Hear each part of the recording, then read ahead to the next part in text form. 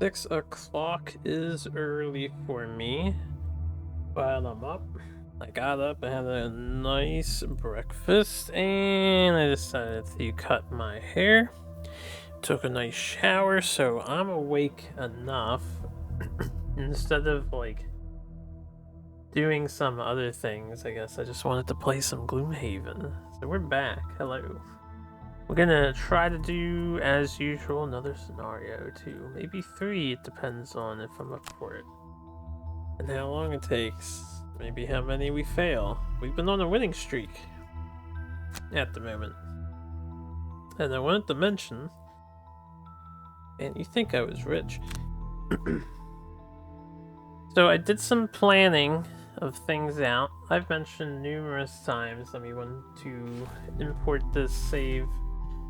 Sort of export this game to Tabletop Simulator when we're done.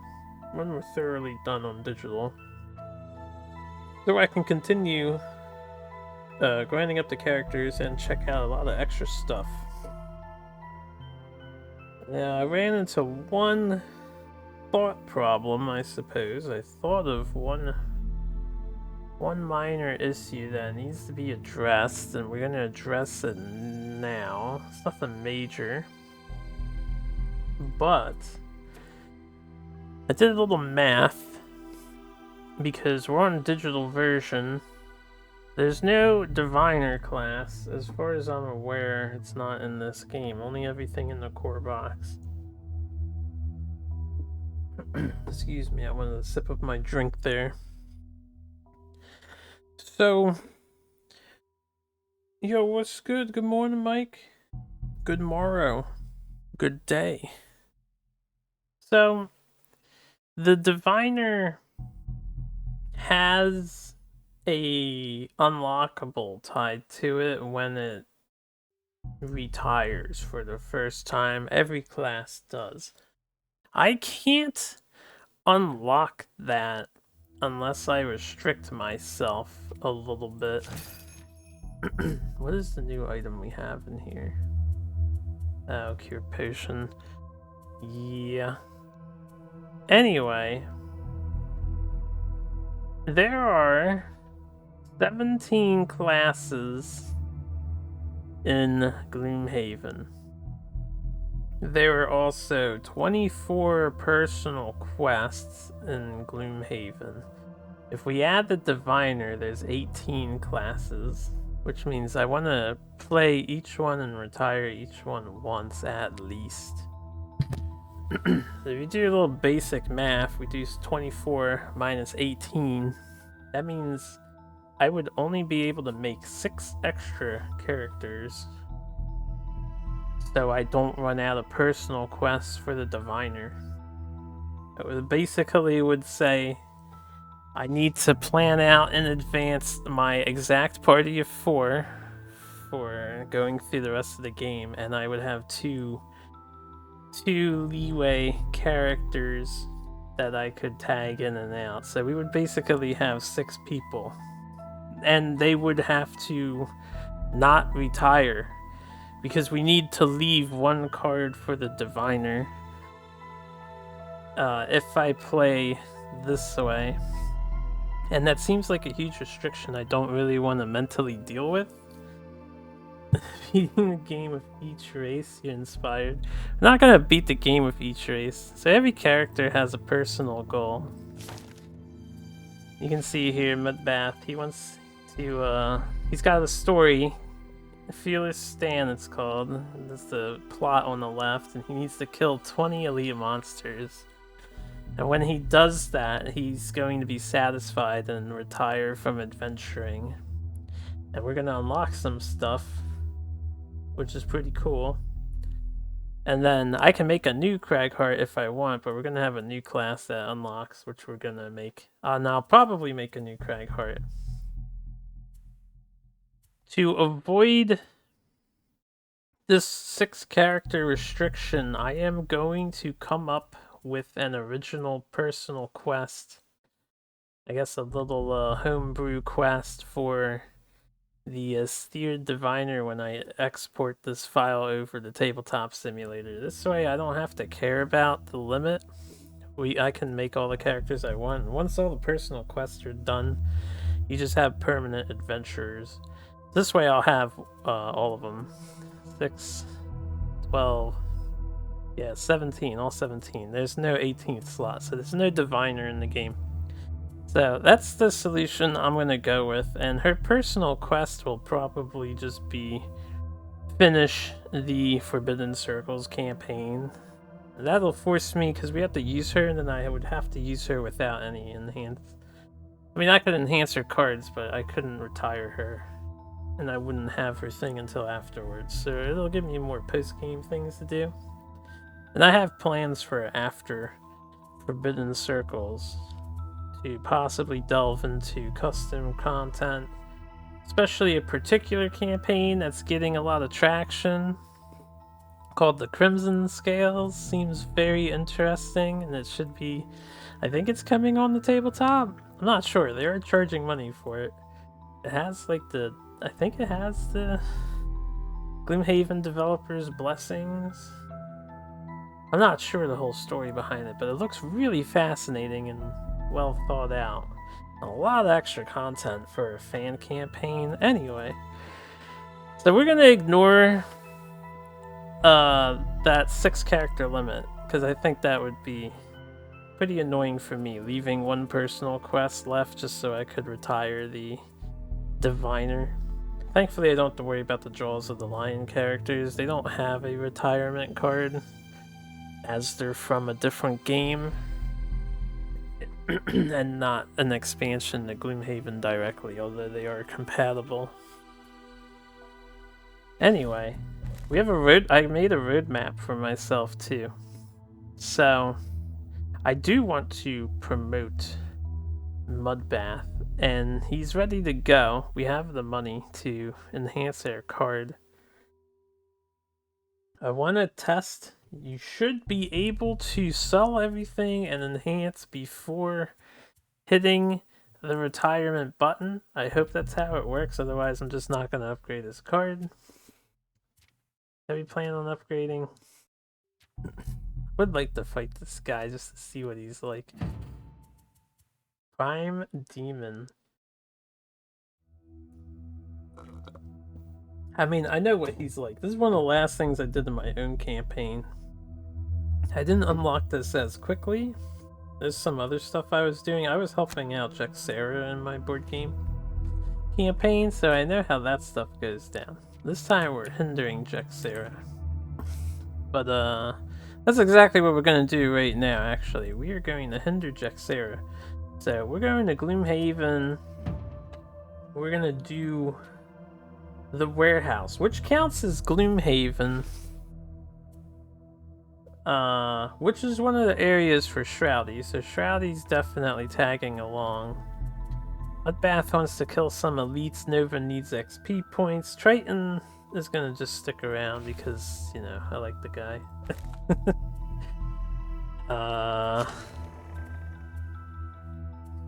I'm gonna bless my brute. We're gonna bless Nova. Not gonna bless Mudbath, he wants his money. And I will bless the Mind Thief. This is a boss fight. Also, we're trying to make a push. We're gonna gain 1 prosperity when our guy retires. And we're currently at only 1 out of 5. I guess I would like to hit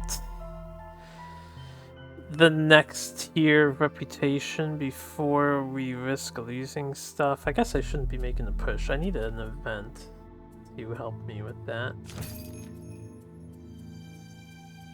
And as far as Mr. Merchant Man, I don't know if there's anything that we want in particular. I think we're still rolling with the same characters. Ah, yes. We have the Living Torch now. A new exciting summon. A melee summon. This will actually be really good in this map. I'm gonna ditch, I think Impaling Eruption is gonna go. And we're gonna really focus on the summoning, and then we just do poke. We do summoning and poke for Nova. That's how I want to play her. Triton has Quietus, so stunning. We just constantly can kill things that are stunned. I do want that. Not to mention the move 3 and add +1 attack to all your attacks this round. That's so nice. What do we replace with Quietus?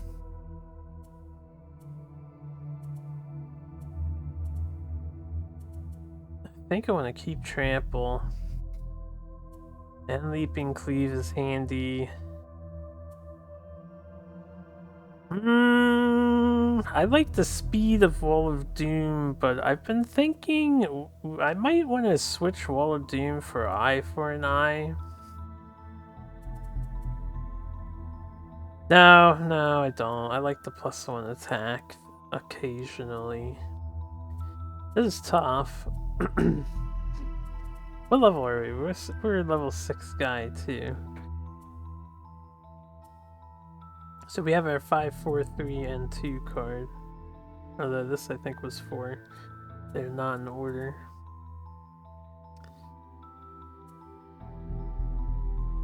Oh no! It's the bots. Hey, let me go ban the bot real fast. Then I'll keep planning stuff.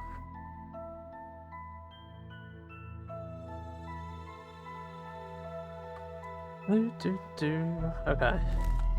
I wasn't done looking at that.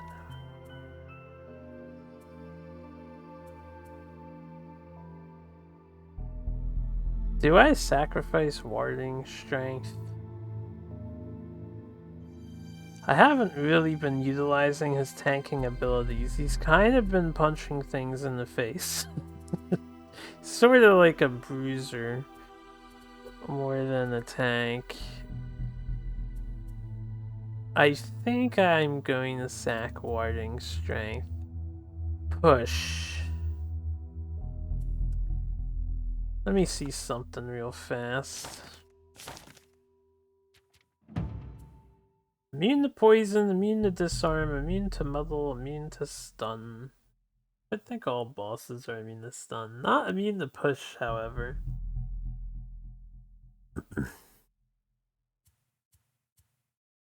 Now, I don't really want to go through this mission all the way, but we are going to. It's going to increase my reputation by +2. So, you know, we're going to need events to drop reputation. Ideally. I think I sack warding strength. With the speed of warding strength, man.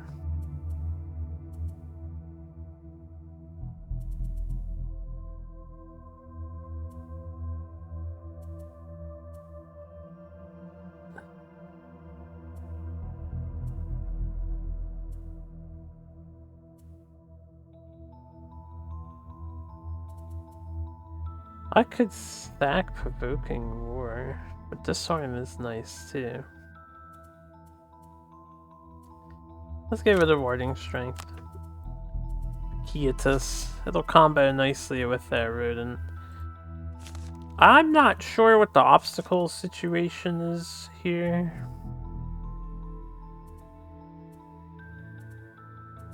I'm gonna take Clear the Way and hope that I can. I mean, I can always make my own rocks, so we do self-combo. Can I look at your, every time I see Frozen Mine, I'm like, probably should have taken an older card.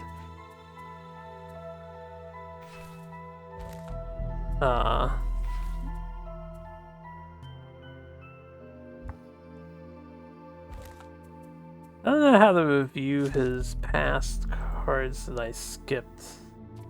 I don't know if you can. Ah, there you go, top right.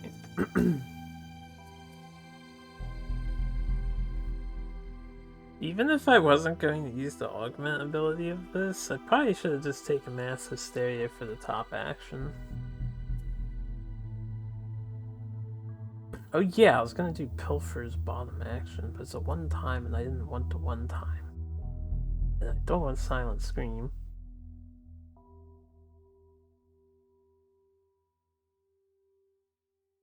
I think Hostile Takeover is definitely what I would pick up here.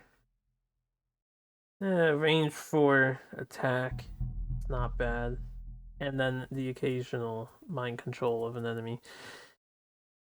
Instead of this, his level 4 cards. This one is really good, but we're not doing dual augment build.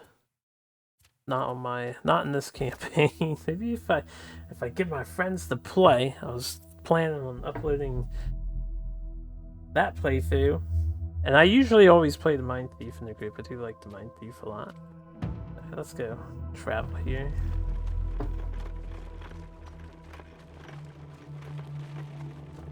When I play with them, I'll probably do a more traditional Mind Thief.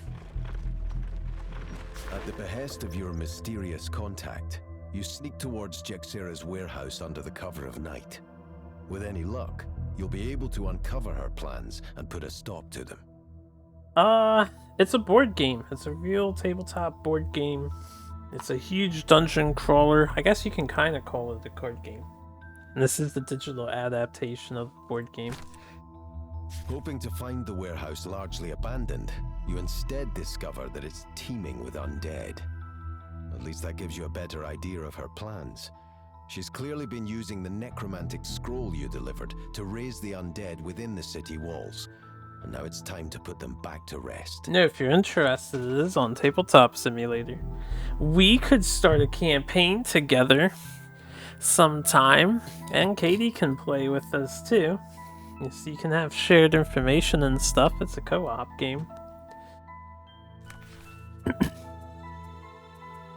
Maybe we can get Joe to play as well. We'd have a party of 4. Although a party of 3 would be fine. First to kill a monster. It's possible I can do that. If I cranium overload right away, that's free. Protector, no one become exhausted. We definitely want professional. Kill one or more elite monsters, loot a chest during the scenario. I will just let her loot the chest, that should be easy in this one. Your health at the end of the scenario is equal to your maximum health. Take only short rests during the scenario. I did do this before. I don't think this is a long scenario. Only short rests is gonna really put them on the clock though. I don't like that. Let's try and have him at max HP by the end, if I remember to do that.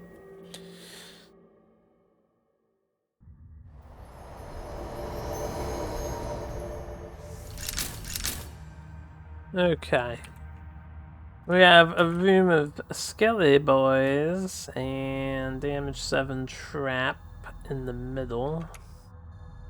There are obstacles. There's a door. It's basically a straight line. How do we proceed? Oh yes, what is no negative scenario effects. B. Search the warehouse's rooms for Jexera. Right, so we need to go to all the rooms. And then their objective will update. How do I want to deal with a bunch of skeleton fucks?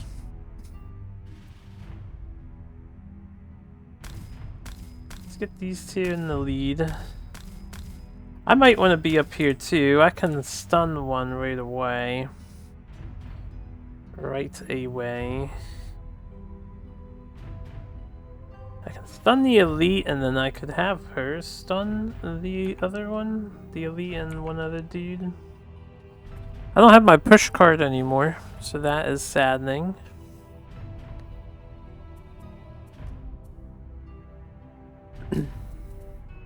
I can stun and cranium overload one. This way I complete my objective, easy peasy. We just burn a card right away, but I think it's fine in this mission. Get rid of one of these skeletons will alleviate the pain of the first room. I'm thinking we do that. I have a push attack.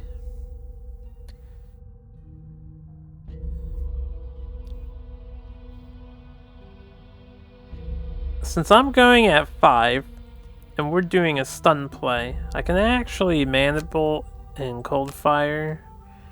I'll worry about summoning my pets later. This way I'll definitely go faster too. So 3 of them will be stunned, 1 will be dead. Since they're mostly going to be stunned, I'm going to do a Rumbling Advance. We can do a little chip damage and then Heaving Swing. I can push the elite onto the trap. That'll do some deeps to that guy. So what do you want to do? Oh, since they're going to be stunned, kill a stunned normal enemy. I could Quietus the other guy I stun with her. So that'll be 2 dead skellies, possibly 3 on this turn. That's a really good turn. And then our rat's gonna tank a hit from this guy. Yeah, that's fine. So, they're stunning at a fairly fast speed.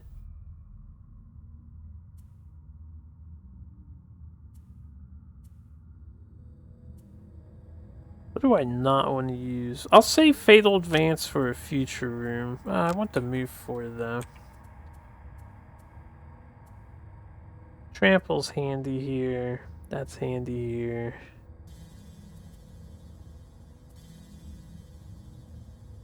I'm going to use my spare dagger to walk forward. We have the other ranged attack, and then I'm going to kill the stun dude. When's Cragheart going? 29? You know what? We'll go after Cragheart. Cragheart can move him, and then I can kill this guy who I plan on hitting. As long as Cragheart goes before me, which he should. Yes. I'll restart the round if this doesn't work. Okay, why are we is it random? It might be random in this game. You're supposed to be able to choose though. I'm gonna try and figure out how to manipulate that in case the situation comes up again. We need Crag to go first. Alright, Cranium Perverse, he wants to be there, you want to be here, you want to be here, she wants to be there, that's fine. Mana and Cold Fire, Rumbling Advance, and Heaving Swing. And then... You know what? Here, is it whoever gets it last goes first? Because last time I did him last. Skirmishing, Quietus, Rumbling, Heaving Swing.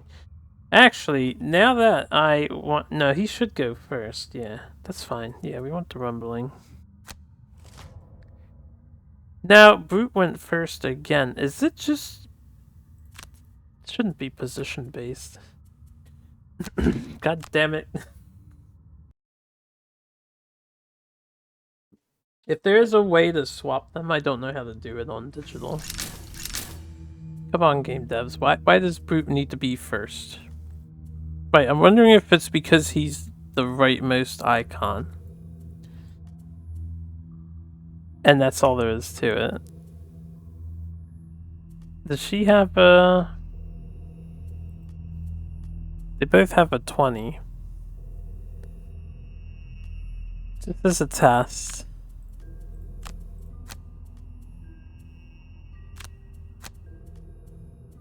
He has a 22. So, Mind Thief should be third, and Brute should be first if it's right to left.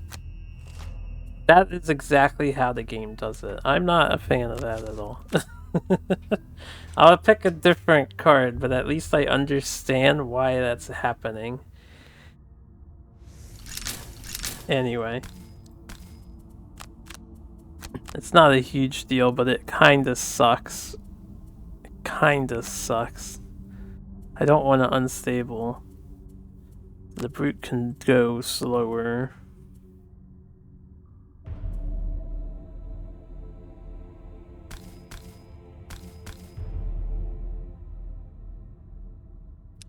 Why don't I do this? The brute can stand there, and then he'll take the hit from... Well, the skeleton's gonna hit both of us, so I guess it doesn't matter. Yeah, it doesn't really matter.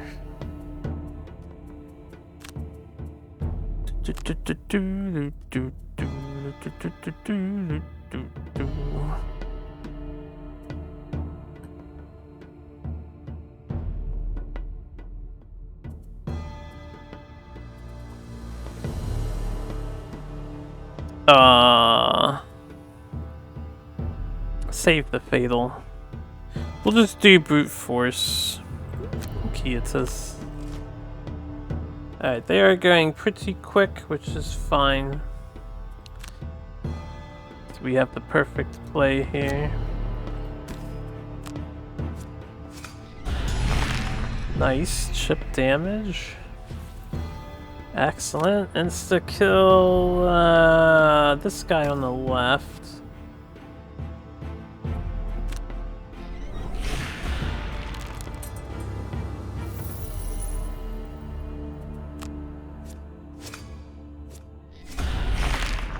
Ooh, that's good shit. Alright, we'll end their turn. We're gonna do cold fire. Use the ice. I want to hit the elite and the guy over there. Like that.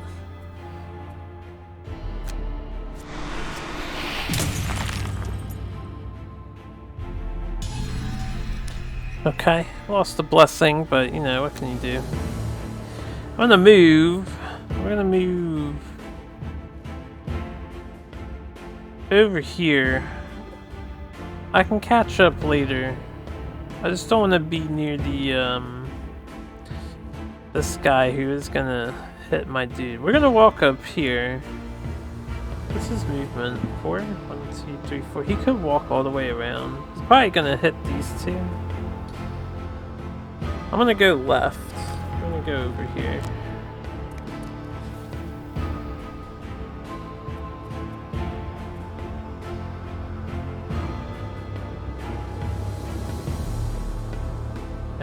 Just a second. Try and turn down the volume for myself a little bit. Suddenly the music got intense.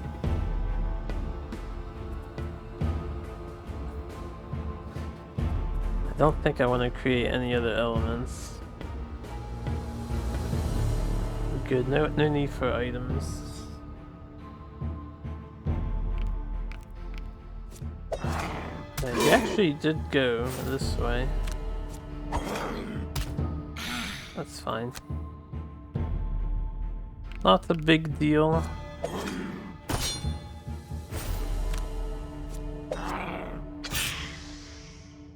Nice -2. Alright, we're going to do the rumble in advance. I want to be here so I can hit both.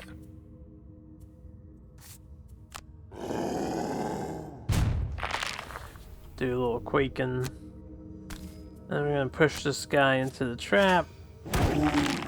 Just for big deeps. Which doesn't kill him. I'm gonna summon my skeleton down here. May as well have it out. We'll save the Doom Compass. Oh yes, brute.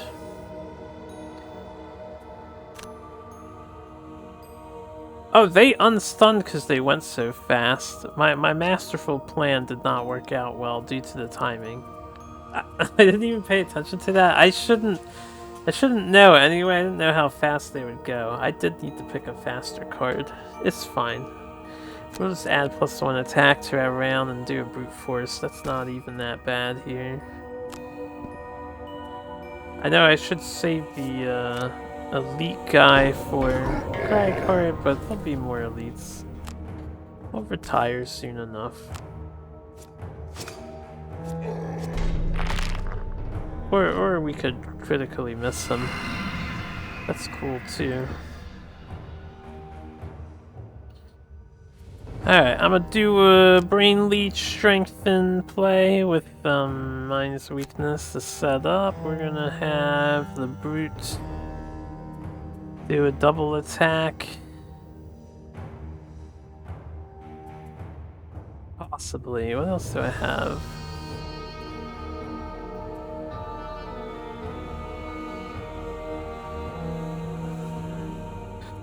Yeah, I'm gonna do a double attack with Trample and we'll hurt the elite skeleton if possible. Cragheart can go for a kill. We're gonna summon our Living Torch rather quickly.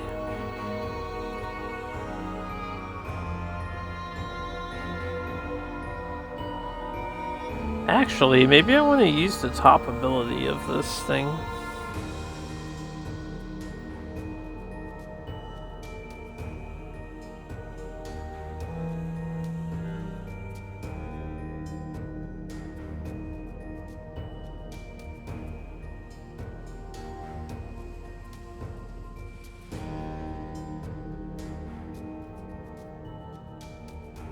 Yeah, because it'll probably just die right away. It only has 2 HP. Well, it's range. We want it to stay safe. I'm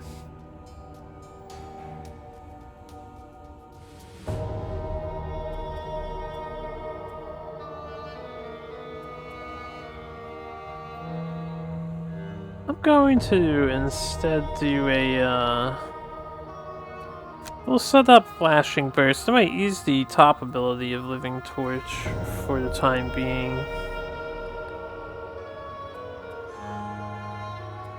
It really depends on how this stuff sets up. We'll use Reviving Ether to move away.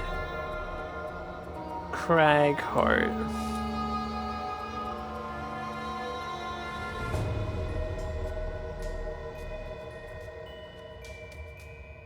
Stone Pummel might be good to set up later.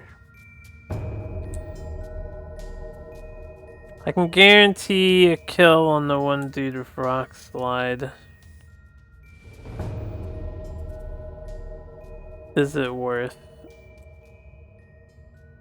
I do a lot of collateral damage with a Rock Slide in this tiny ass room. I feel like I'd put one here that hits these 3, and then I'd put one here which hits these 2, and then I'd put the other one back here just to get it out of the way. Yeah, if I can milk the elite kills, I might want to do that. No, it's not a terrible turn. I could also just throw this thing. We do have Earth, so this is +1 attack if I throw the object instead.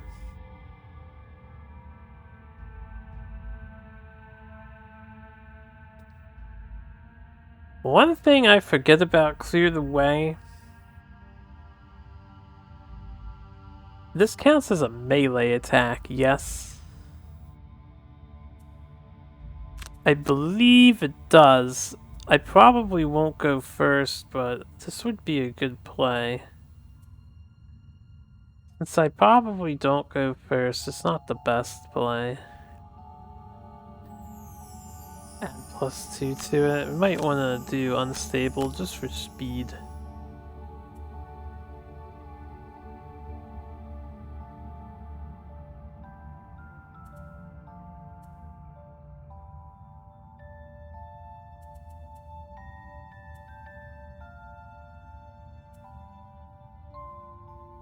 You know what the skeletons are gonna do? 10 to 1, they're gonna heal. They're gonna rest. I would do Dirt Tornado here, but they have shields. Maybe I should just do the Rock Slide play. I think Rock Slide does more consistent damage, and I'll do Unstable for speed. Oh wow, they actually went really slow. Could have got away with it. I just trusted myself. That's okay. Do you.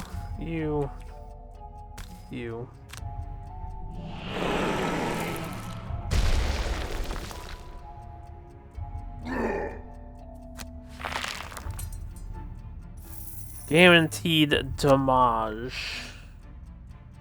What are they doing? They're moving, attacking one enemy with all of their attacks. I'll tank. Oh, since we went first, these three will target me. Well, this one, if I don't kill it with the Mind Thief, is gonna wreck my Skelly boy. So we wanna hopefully avoid that from happening. We're gonna do the Mind's Weakness buff first. Always buff first. I'm gonna poison this guy just to save the skeleton. Increase the odds of saving the skeleton. Ooh, that rolling was scary just because it could roll into the mist sometimes. Nice. We keep our pet. Alright, I went faster, so once I move with her...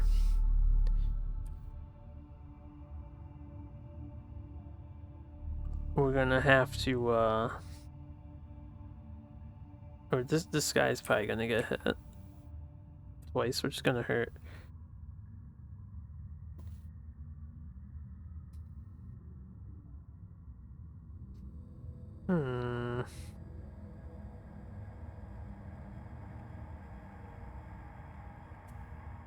He's gonna hit the elite.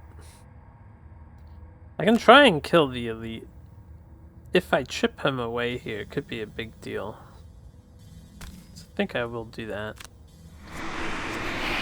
Ooh, the wound. The wound has been drawn. I'm gonna move next to this guy. So we did not go first, so he will not attack us. End their turn. Let's do trample first, and then if I can move, I'll move in front of the skeleton so I tank that damage. Damn, dude, we are fucking shit up today.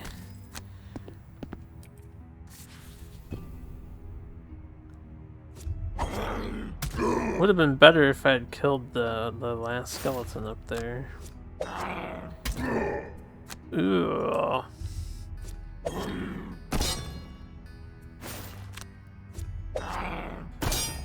Nice. Round 3. Alright, opener is finished. We just need to use our items a whole bunch, which we will. She needs the treasure chest, and he needs to be at full HP at the end. I'm gonna do +1 unstoppable charge on this man. We're gonna go deep. I think I'm gonna investigate the next room.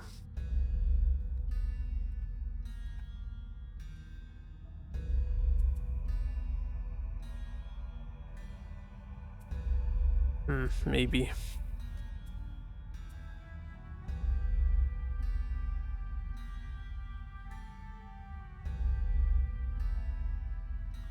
Due to this environment, I might want to set up stone pummel.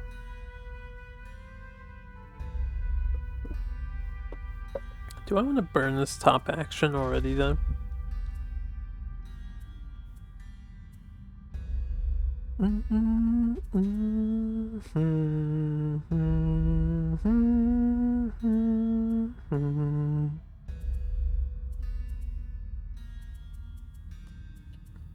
We're gonna summon their avatar. I'll do a fork beam for chip damage. We'll summon the avatar now.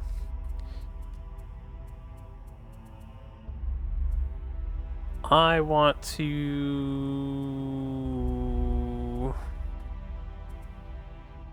help kill this guy, honestly.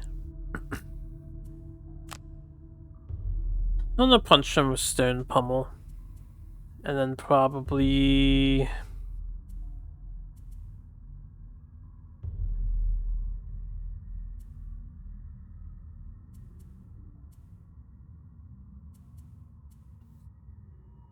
I may debatably power up with Stone Pummel. Debatably. In which case, I don't know what bottom action I would want. I think I'm gonna utilize Dirt Tornado to move in. We're gonna scout the next room and I guess go Ghost if I have to. So I'm gonna do some I could scurry into the night. I don't have to use my cloak.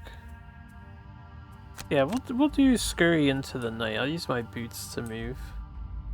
That is a good play. Basic move and attack at 45 speed, not too bad. Alright, let's activate the boots, see what lies ahead. Okay, we have another trap over here. These count as obstacles, but they're 2 space wides.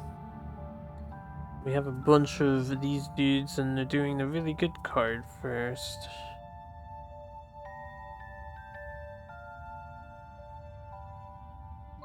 I'm surprised they're all at move 3. I guess it's because they're level 5. These guys are quicker. Yeah, their movement is 2 now.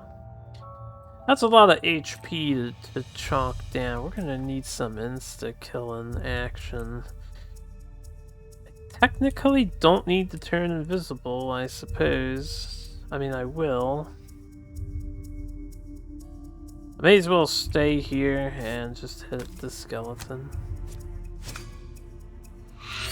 Oh yeah, this room would be excellent. We're gonna set up Cragheart with the +3 attack. There's a lot of obstacles, so breaking would be nice.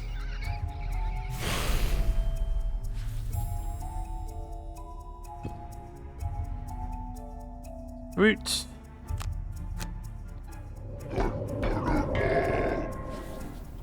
Get that, big deeps.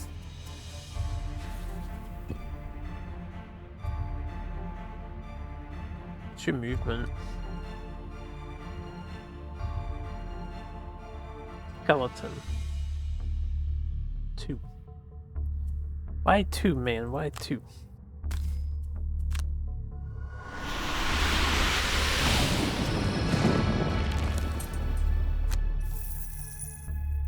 Oh yeah, you can't summon on top of gold piles. FML.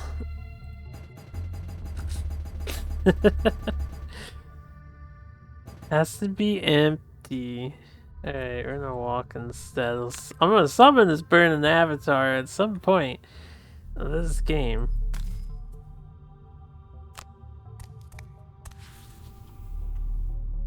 Let's be a little smart about this. Since he's invisible, I can have everyone go really slow next turn so they go first, hopefully. I think I stamina potion now. Just to get my reviving ether jump back. So I can jump over this trap and stand here. They would be targeting me. Movement wise, since they can't get to these guys. I don't know if the one will hit the trap, but it would be useful if it did. Yeah, I'm gonna stand potion. Get the ether back. This is not great for card efficiency generally. You don't want to do this, but I think it'll work in my favor in the long run. Skeleton's turn.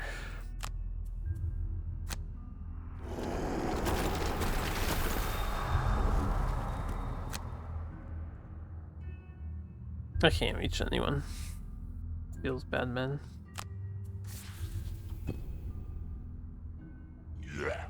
Yeah, they're not moving since I stayed on the door.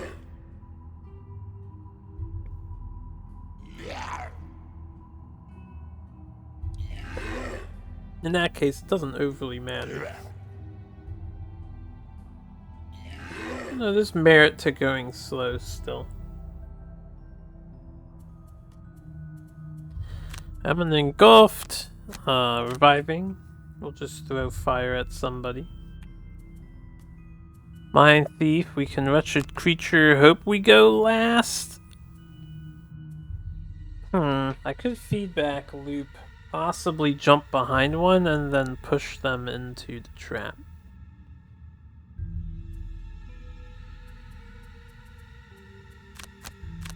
That's another play. We intentionally go slow and just chuck a boulder at one, or I could sentient growth. Depends on their positioning. I can't use clear the way here. At least not in the traditional, well, the top action. Can't block off their only path until I open one up. I might want a sentient growth anyway. We hardly go slow. We're gonna outspeed them, so probably I'll leaping cleave, or yeah, I'll just leaping cleave and whiff. That's totally fine. Oh, 21, they're going fast. That's not good though. They actually outsped all of us. I guess it's not bad, it's just not ideal.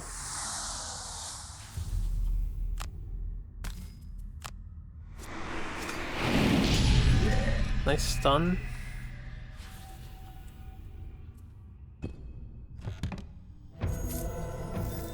Sulfur mine unlocked. Cool, so we got an item design. But we didn't get a sulfur mine. Unless my inventory was full, then it would... we wouldn't just... No, even if it wasn't, you're not instantly equipped with stuff in this game.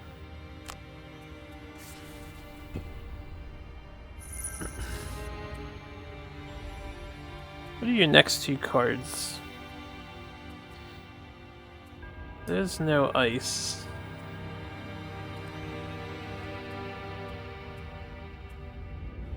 I guess I can just attack and then retreat.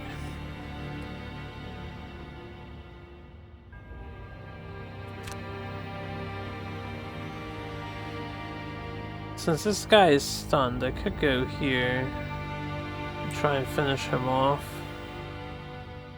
There's a trap here too, so I could actually push this guy into the trap.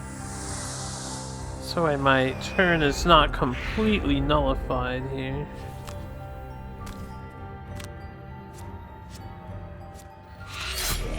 And rolling modifiers.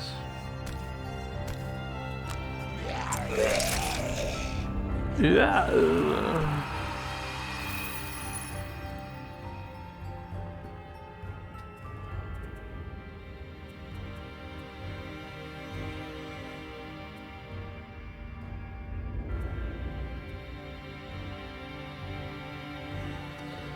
I'm gonna attempt to tank the damage that's coming. I don't want to use my cloak yet.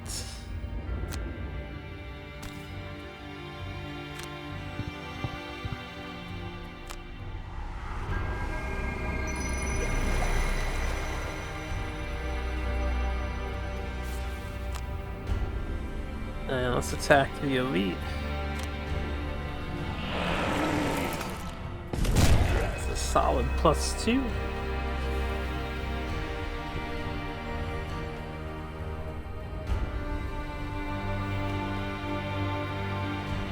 Okay, we're gonna do these two. We're gonna take a long rest. We're going to do...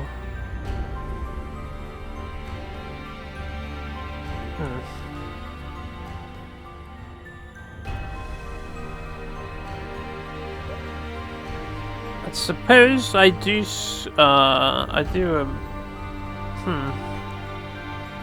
that sucks. I can't really do anything useful with these two. I don't want to just waste my cards though, so...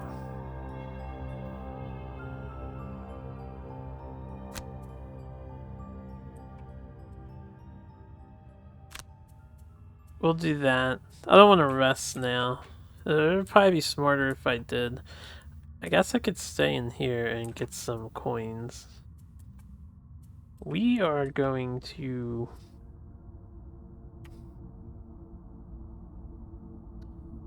the boss is immune to disarm.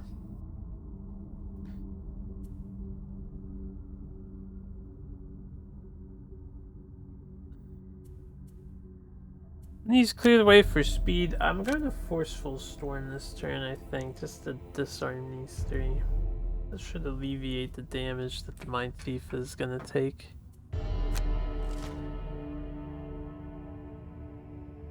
Yeah.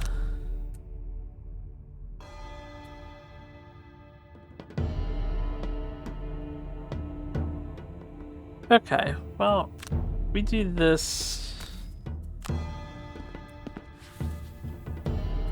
And then we can attack, skip attack, move, jump over here.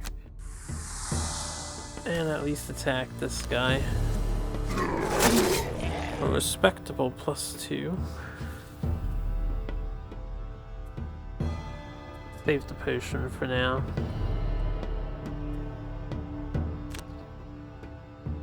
I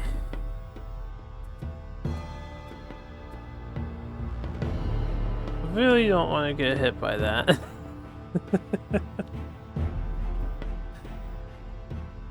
So move 3, poison 5 attack. If I'm gonna get hit by it, I only want to get hit by 1.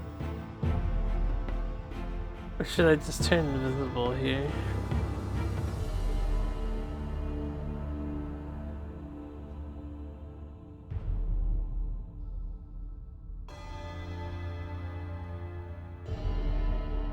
Maybe I'll turn invisible and do a long rest.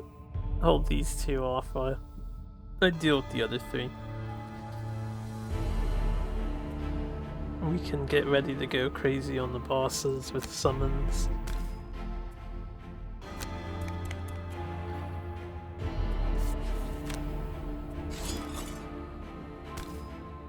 I'm just gonna hit them both with my axe for damage.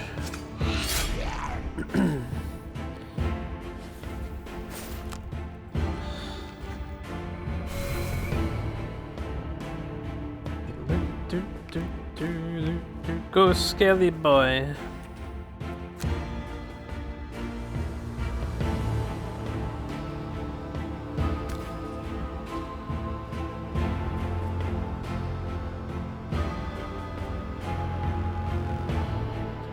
I'll power potion this. Not a bad use of it.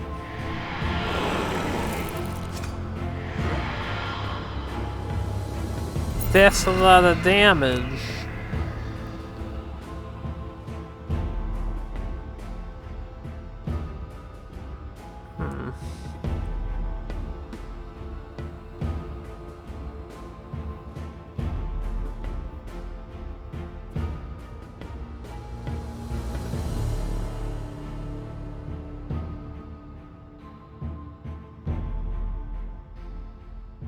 I could just blow up all this nonsense. I don't really need to, though. Except so I can get up here where the bosses are quicker. Did I just burn clear the way now?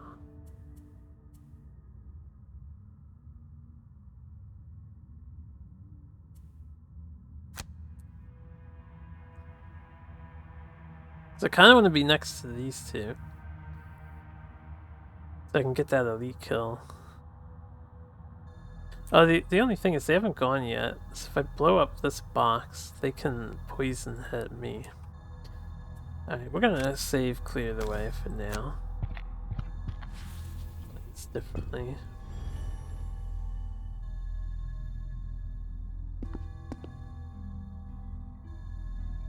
And a long rest. Let's use what?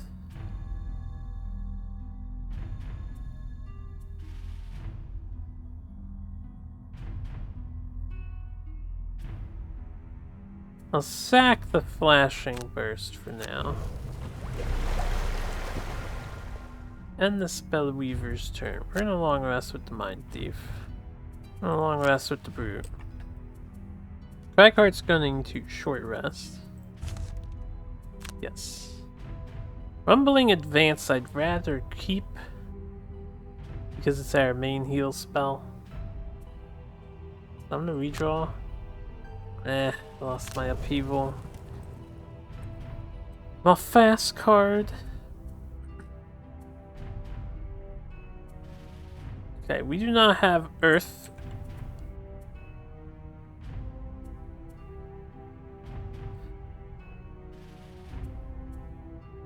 I could do a powerful clear the way on this guy. Ideally, I would kill this living corpse elite.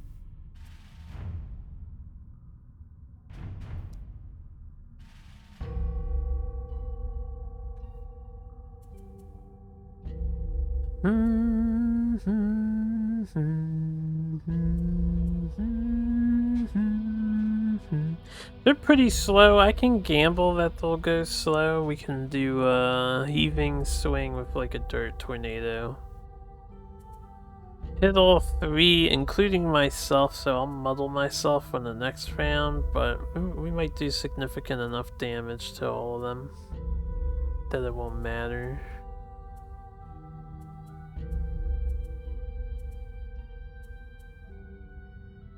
Yeah, I think we're gonna do that. I would like to summon this guy, but we need to move first. So I'm gonna do a very slow reviving ether and forked beam just to hit those 2. Yeah. 32! I'm not moving. That is annoying. My Brute's gonna get hit and my Cragheart's gonna get hit.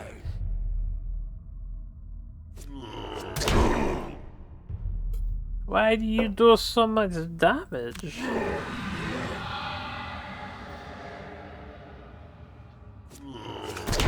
Ah, the +2. God, it hurts so bad.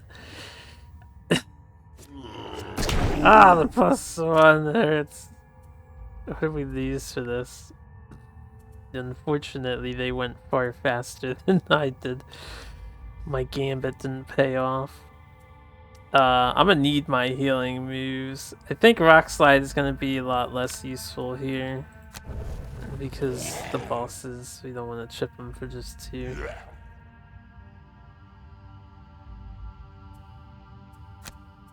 Alright.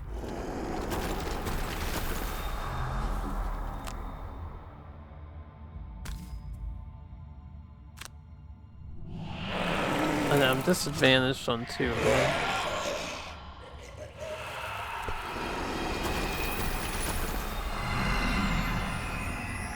Oh, only allies get affected by the muddle, not me. That's important to note.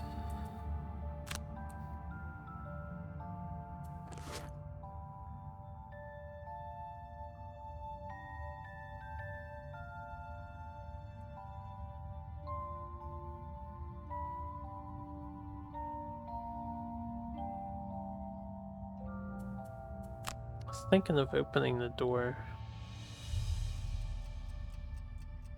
I think I shouldn't. We're just gonna come over here and work beam these guys so the Mind Thief can deal with them a little more easily.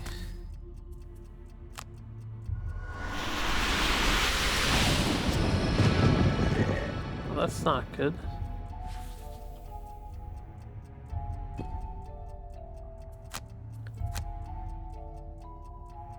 Heal the poison and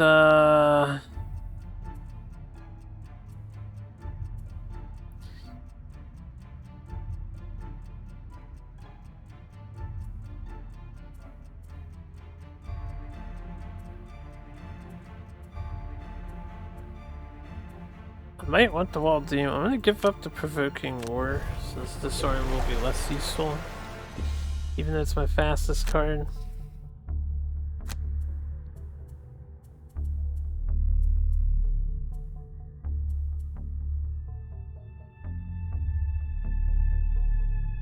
In case I need to push things, I should keep that.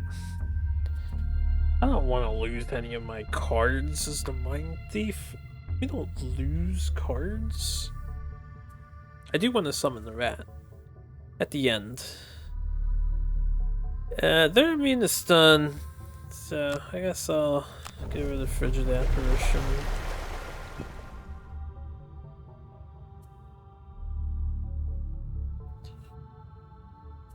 Right at the moment, what do we want to do?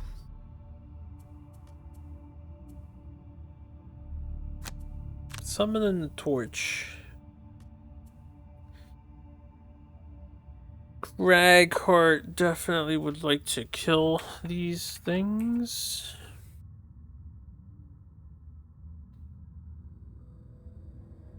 I can only guarantee the death of one?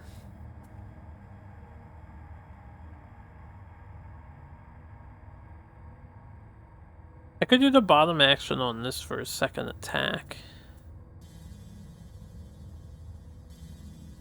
So I might be able to hit both. Hopefully they don't go before me again.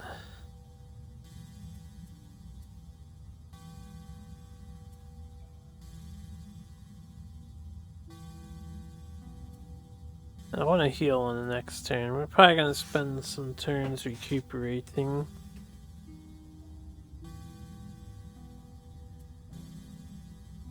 I'm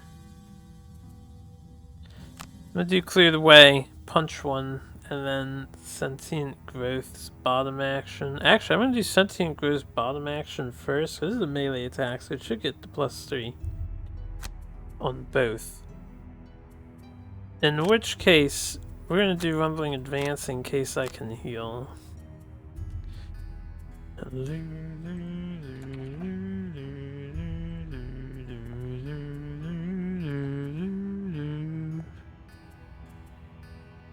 What do I want to do?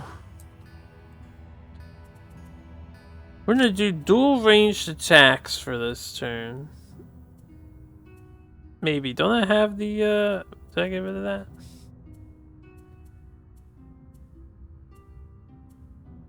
There you go. Skirmishing maneuver and spare dagger. I'm just gonna chuck stuff. Womp. Womp womp. I want to make sure these guys die, so we'll do strengthen and then a, I guess a fearsome. Yeah, I'm gonna want the other things. We'll do fearsome blade.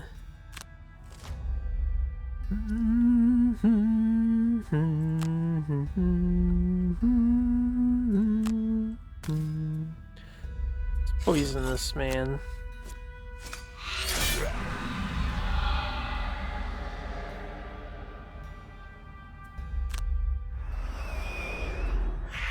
Whee!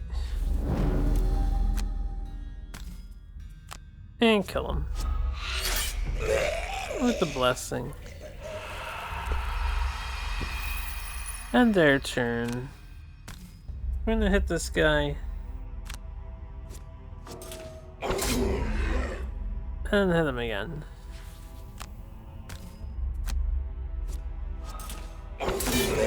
With a blessing. I was really hoping my blessings would last for the Enoch's bodyguard, but what can you do? I did not need to confirm that action from occurring. This is what we want. Oh, I forgot to select. Did I? Oh, I have to pick the thing. There we go. That does work.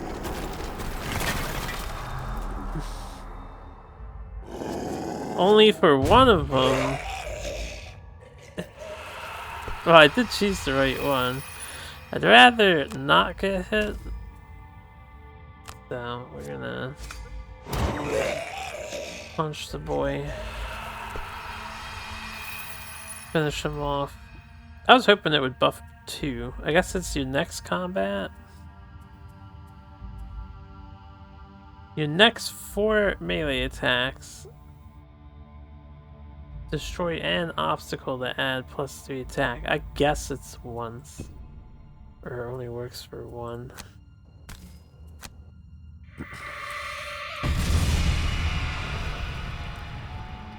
Not gonna lie, digital guys, I was hoping for an actual flaming avatar as opposed to just a mirror image of her, but that's okay. Can't have it all.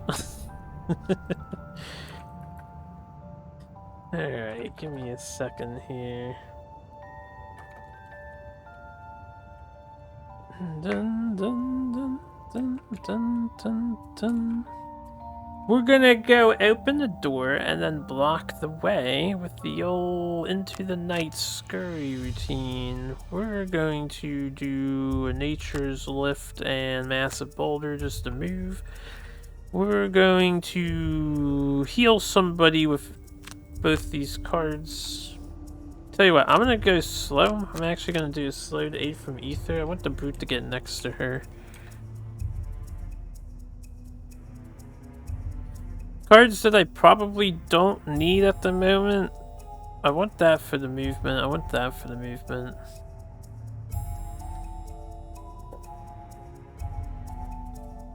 We can Wall of Doom on a future turn, so I'm gonna Wall Doom just to burn. Well, you know, use it and. Actually, might want the speed of that. I'm gonna brute force to use it and then. Trample just to use it. I'm sure they do have armor, but that's okay. So we want a scary.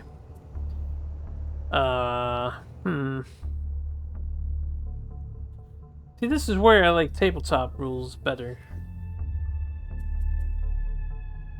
You can move 3 and then choose to use this after you see what's in the door. I don't want to dedicate to it beforehand. Oh, trying to think. I probably want to block the door.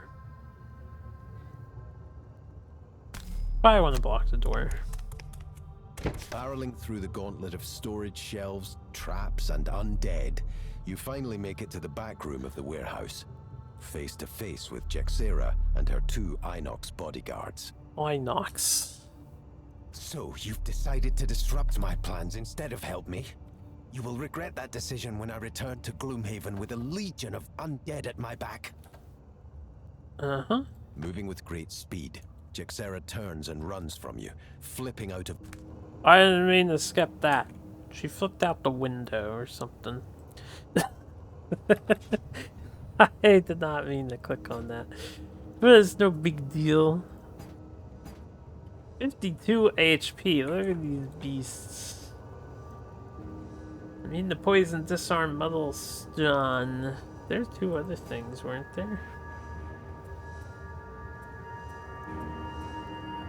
Not immune to wound. That is a major thing to consider.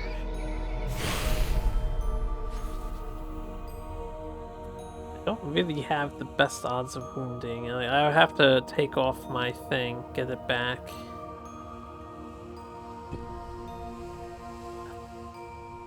Speed 11. They gave themselves retaliate. Ooga. Ooga.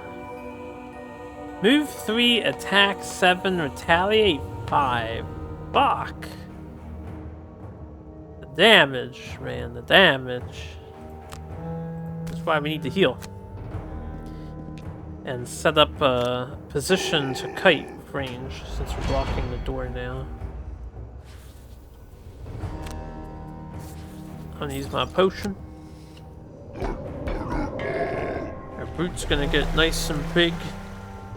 I didn't use my. I guess I should have used my instant kill cards, but I didn't know if they had ads or not. It's a brave skeleton. That's just a brave skelly boy. I'm gonna clear the way and just like run up to them later. Actually, can I doom comp this one? 1, 2, 3, 4, 5. I believe I can. So instead of healing, 1, 2, 3. Nah, I'm still out of range.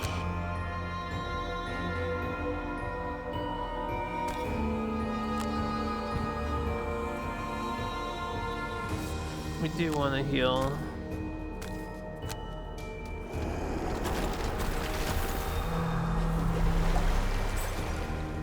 I want to bring him up so he can do a slow dual attack. Well, what do I have left? Perverse Edge. Feedback loop. I want to slowly summon a creature, and then I guess I just shoot one with Perverse Edge to set up ice. Short rest, and then I can do a dual attack, so this is fine. Come here, you.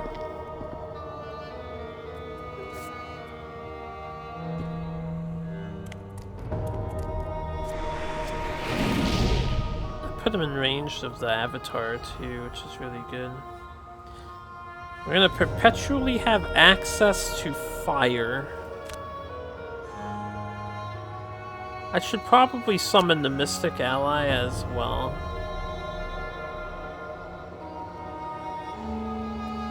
But I'm not healing with the guy. My card situation.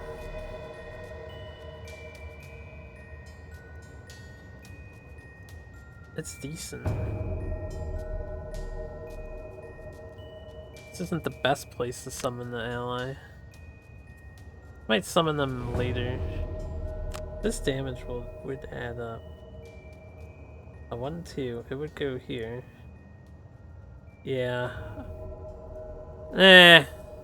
Let's make sure the brute can tank some hits. I'll summon that later.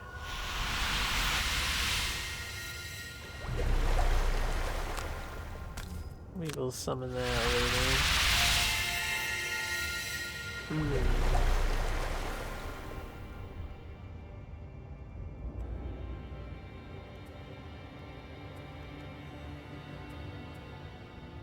I do have fire, so I can do a cold fire turn if I want. We're always gonna have fire. And I would like to reposition for the next round. Let's get my stamina potion back to buy an extra turn for her.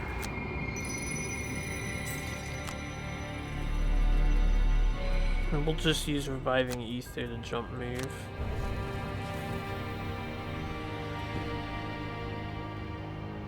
Around the 9 now.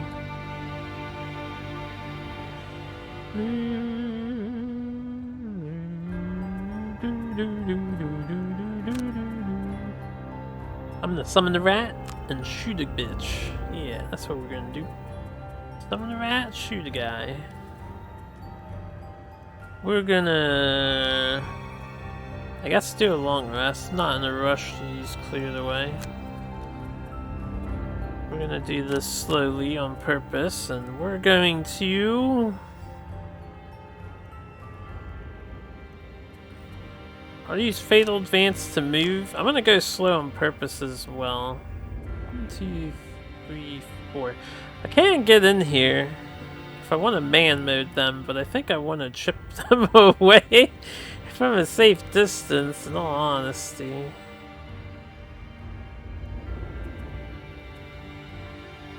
I might go in and then try and walk back out next turn. Yeah, do a little stop by. 36, 3 and 7. Yeah, they're very fast.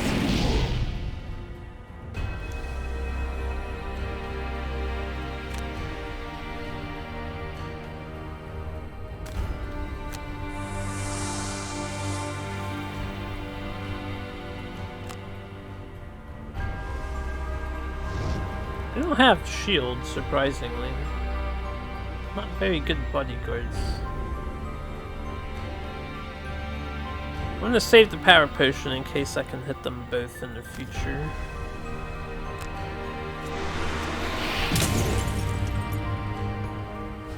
Some nice chip. A little bit of chip. I'm gonna summon a rat. It'll die. It's like guaranteed to die, but that's fine. And I'm just gonna shoot the one in the back. God damn it, blessing, why, man?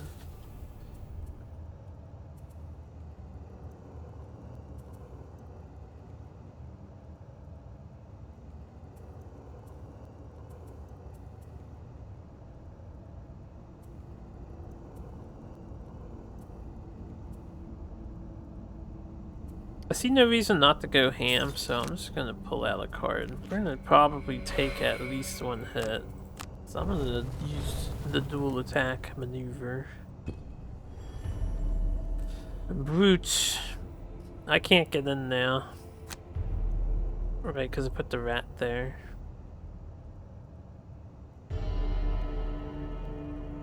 That's okay. I'm gonna get some money. In fact, I might just be Farmer Man Brute in a minute. I mean, he does want full HP by the end of this. We're gonna get rid of... Do immune to metal? Ditch dirt, NATO.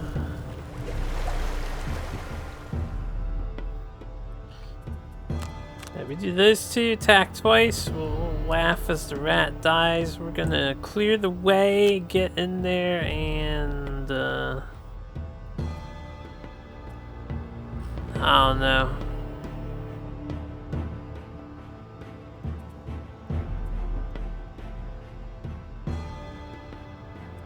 Kinda wish I kept my thing so I could put obstacles in there so I could punch them for a lot.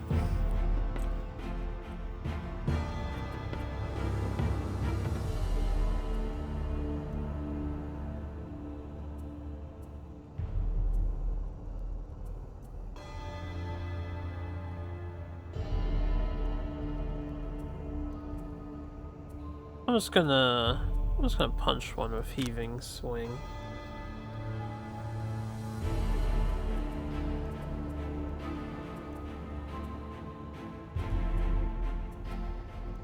Do a long rest.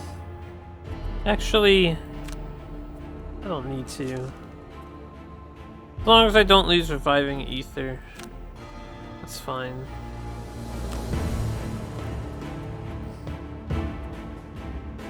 I'll summon the Mystic Ally now.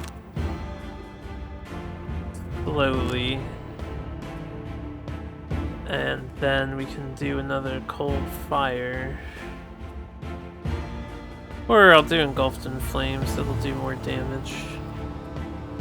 1, 2, 3. Rat's gonna be dead, so I guess I can get in there with Quietus and then Leaping Cleave for damage. Target 2, range 3. That's not good.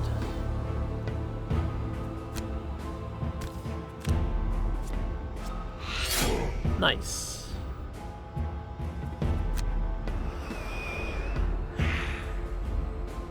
Do a basic attack here. Also nice.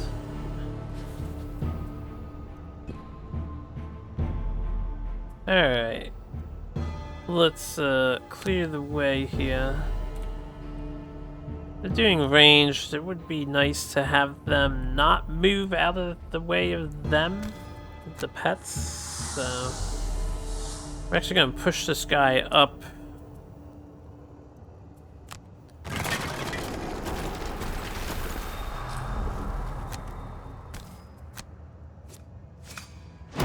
Actually, I don't know if I want to push. Maybe I shouldn't push.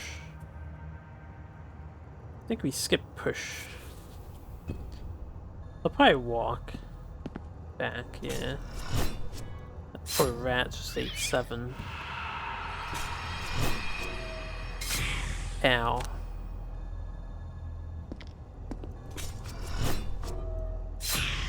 Ow. I'm gonna use feedback loop, and we're gonna want to nuke them with the fearsome. We're gonna want the attack. I guess perverse edge is less useful.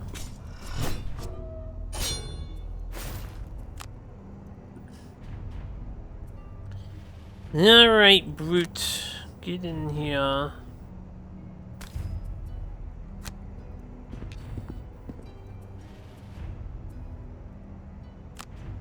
It says confirm attack instead of confirm action. I think that one's a little bit of a typo. Oh. Get him, burning avatar. We got the stun modifier, but it didn't work. But it failed.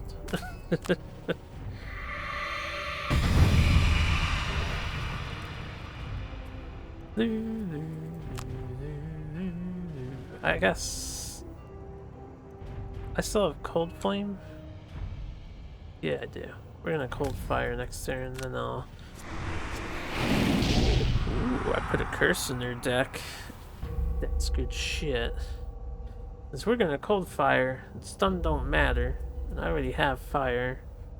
I'm just gonna create earth in case Cragcart can expend it for something, but honestly I'm not planning that far in advance, so I don't know. And there's short rest. Alright, that's fine, we burn Scurry. I'm gonna do the bottom action of Fearsome Blade and just attack with Brain Leech.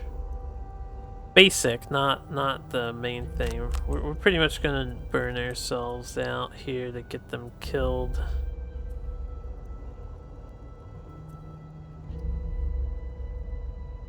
I'm going to we want the bottom action of that and massive boulders, so I'm gonna go slow. This is just more attacks. We're gonna go fast. Actually, I don't need to go fast, right? We don't need to go fast. We want to wait until the mouse moves out of the way, so we need to go slower than the mouse. I'll just do these 2 cards. And a short rest. I do want that. Let's redraw. Okay, we'll use trample. We don't need trample. We don't need Kietis either. I am gonna wall Doom on this turn. And then hit this guy for... Well, I'm gonna be moving, so actually... I can hit this guy for 2. I'm the closest target. They should both target me unless they're hitting multiple dudes. Yeah, let's do that. Ooh, not good. Doing like an earthquake attack thing. Alright. I'm gonna move in. We're pretty much YOLO at least one of them.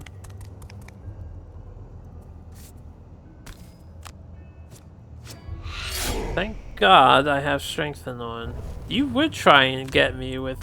I already drew that crit miss last time, so it shuffled onto the top of my deck. Wow, I rolled into 2 zeros. Not good.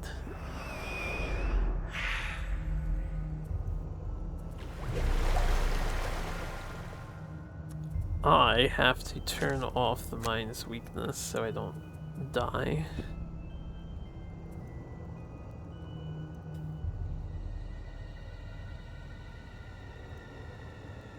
Since they're doing a slow, powerful move, that's an AoE, And the one guy is gonna face the Mind Thief. I think our goal is to kill this guy, so instead of Wall of Doom, I'm gonna do double attack. And I'll probably Power Potion one of these. You know what, I'll save the Power Potion for the other guy. We don't need it for him. Our pets are gonna kill him. Yeah.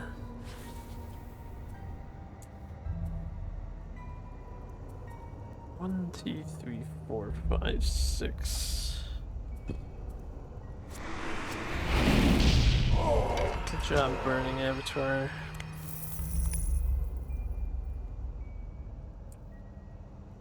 She's not in range yet.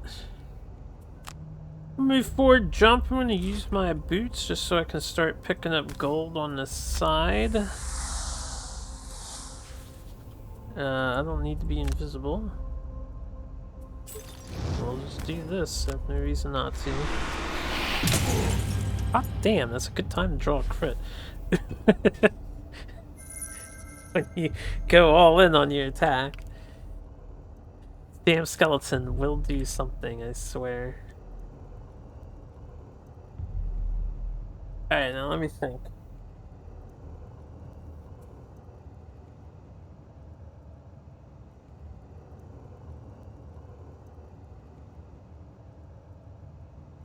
Our current positioning, he hits the Mind Thief and does not hit anybody else. Right? So with that in mind, I think I might want to do the top action of Sentient Growth instead of double attacking. Because I'm going to lose cards if I double attack. I could throw the boulder, but I don't want to do the bottom action of that. I'd rather heal the Mind Thief. Did I do my professional yet? I have not. Let's use my bow. Next turn I'll use my bow. Let's plan out our next turn a bit. What do we have? Rumbling Advance, Nature's Lift. I guess I'm healing next turn. Which is fine. I'm just gonna grab a loot. I should save that for someone with a loot card. None of us have loot cards. I should Rumbling Advance into him. Maybe even Short Rest and get these back.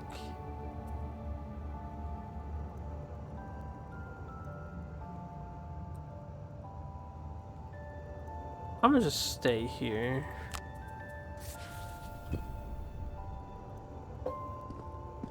Really? Oh. I didn't think about that. That's fine. That is smart. We don't care about surviving. If only I had Scurry, I could wound the guy. I have loot.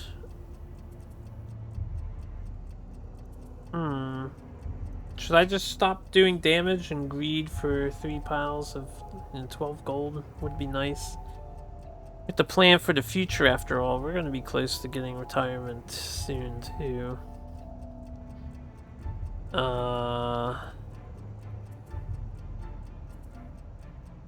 Yeah, I'm just going to greed for gold. I don't think we need me. Wait. Do I have enough movement? I have 4. Yeah, we're fine. I'm just gonna greed for gold. We should be a-okay. I'm gonna heal the brute and just use this card to not burn up all my cards. We're gonna do a short rest. Let Cold Fire go. Don't want to risk the reviving ether. And I'm just going to use Engulfed in Flames, and the next turn we do Reviving Ether. As for me, it would be really cool if he was next to me, so I could hit him a whole bunch. Since he's not, I need to get next to him. I can still hit him twice if I do Skirmishing Maneuver. I think I want to hit him with just, we'll just do a Kiatis Unstoppable. Maybe I should shield myself. No, I'm gonna greed. We're gonna go damage. He's fast and has retaliate 5, so I don't want to hit him now. Nice blessing. Unfortunately for me, this means he's gonna kill that, but I guess that's fine. I can get it back when I resummon my cards. I'm just gonna waste this.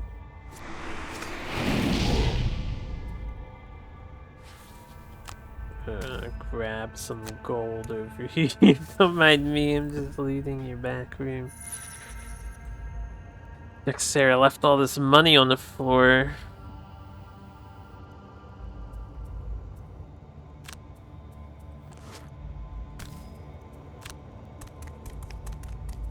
Gimme, gimme, gimme.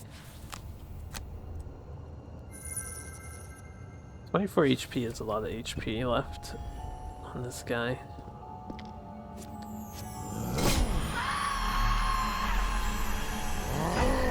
That poor summon. Thank God the skeleton wasn't there yet.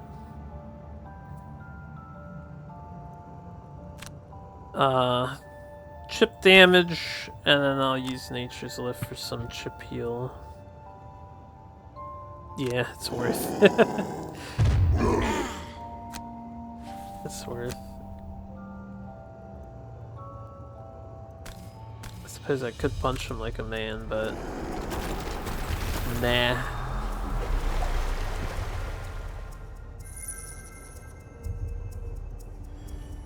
Hey, Brute needs to be at max HP. I'm taking this retaliate. It's way too important for me to hurt this guy. It is way too important for me to hurt him with this 6 damage attack right here. If I miss, I guess I don't get the retaliate, or I think I still get retaliated. Whoa, whoa, whoa, whoa. Ah! I knew that was gonna happen. I do get retaliated on. I'm mad about that. I want my card back.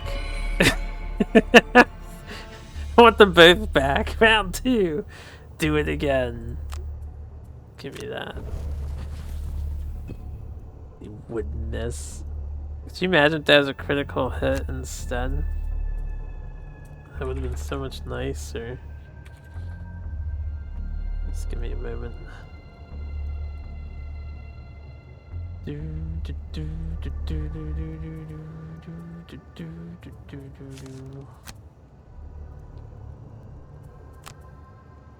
Okay. I'm going to use my bow. Just to count as using my items up, which I need my skeleton to die. I think that's how this gets used up, but I'm not sure.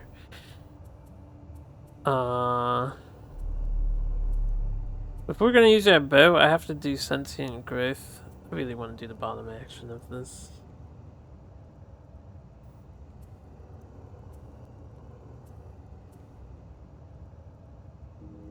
Boot's not gonna be at full HP. There's no way.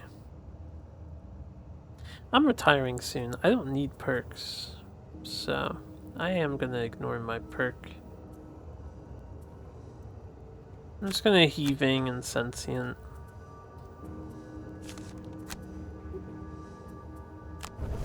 We're doing a fast revive. So if I'm lucky, he'll kill the avatar and get hurt by it somehow this turn. I don't think that's gonna happen, but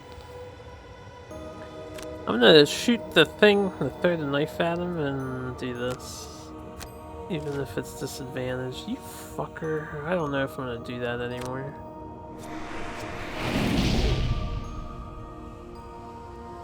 Because my brute's about to get hurt. Real bad.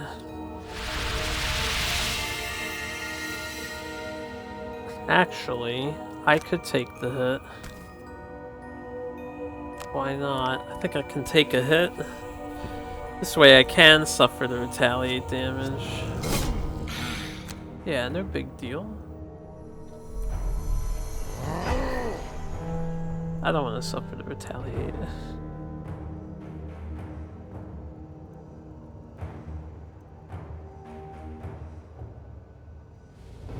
Wah.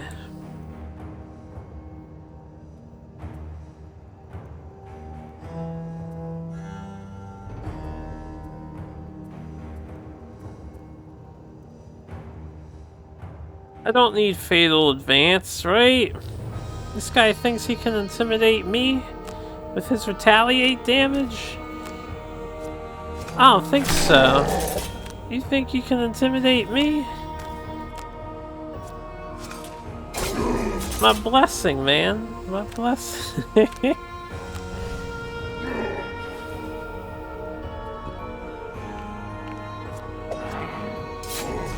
Good job, skeleton. Way to fucking smack him in the face.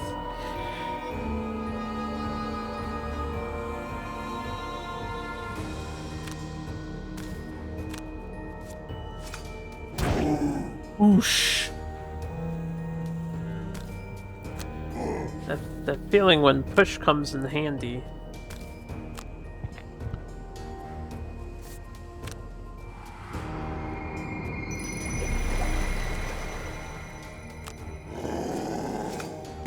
Ooh, the +2. Good God. The retaliate sucks.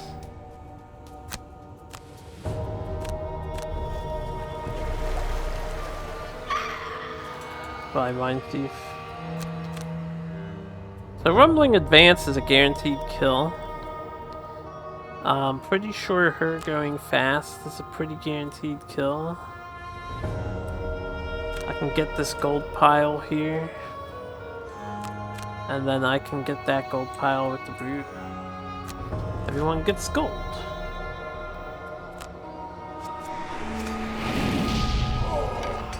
Avatar conjures ice and fire.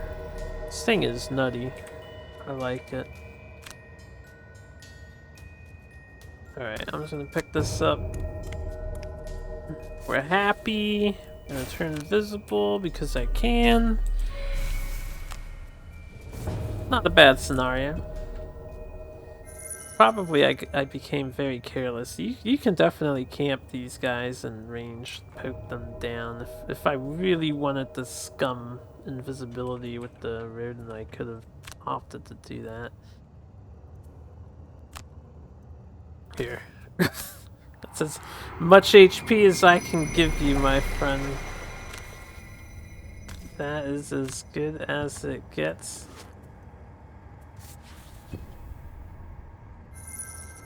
That did count as a boot's usage, so...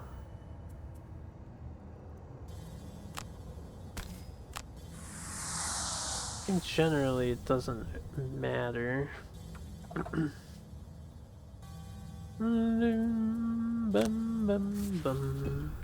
I should have used this hammer too earlier in the previous room.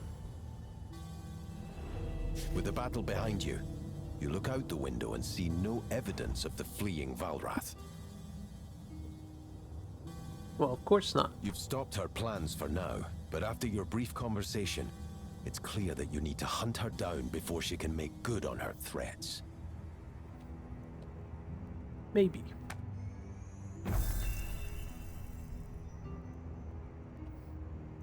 Some good stuff. It's not bad.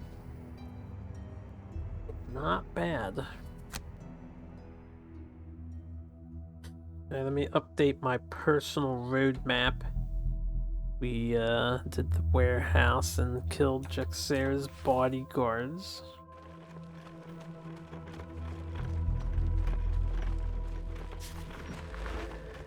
She's beyond my network, the city guard RG says with a shrug when you ask her later. We'd like to make sure she won't cause any more trouble, but she's fled the city and I'm not about to go traipsing through the wilds. You might have more luck with the Aether enchanter in town, she suggests. She can surely divine the coward's location for you. if you can get it to cooperate. So we gain 2 rep, but we don't want that yet. It's a necessary sacrifice though. We have the sulfur mine location unlocked, and the vibrant grotto, as well as the temple of the Seer. There's a lot of stuff. And we're another one up on that. We need 2 more elite monsters. We're so close. I kind of want to farm it out just so we can get our first new class and see how that all works. See a city encounter. After resting for the evening, you start out your day noticing a great number of prominent commanding posters around the city.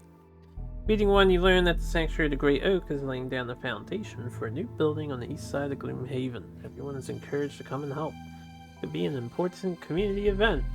I can go help lay the foundation or take the opportunity to steal some valuables in the area while people are distracted. Excuse me. I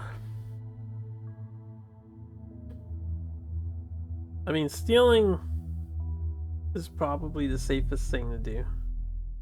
But I think if you lay the foundation, you gain a prosperity, not reputation.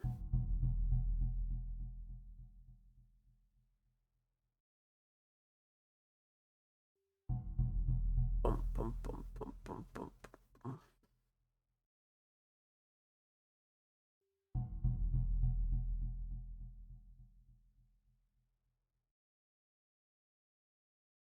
I think you gain prosperity.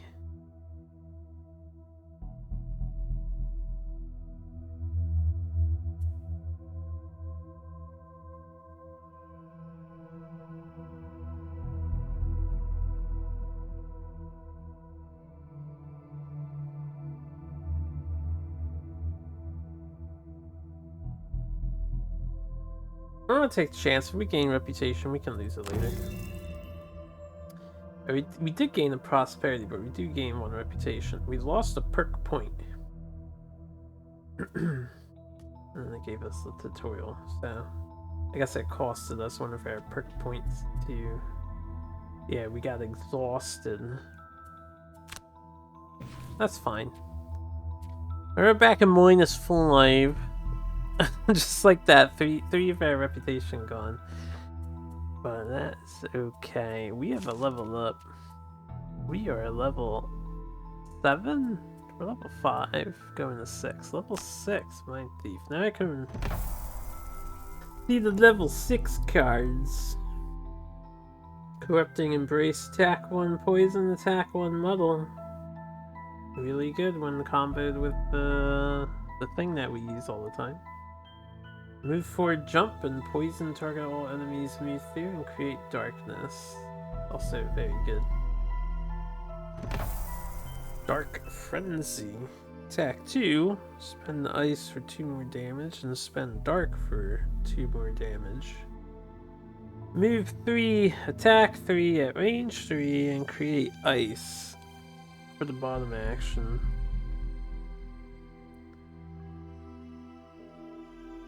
I would say both of these cards are very good. In fact, we wish one of these was a level 5.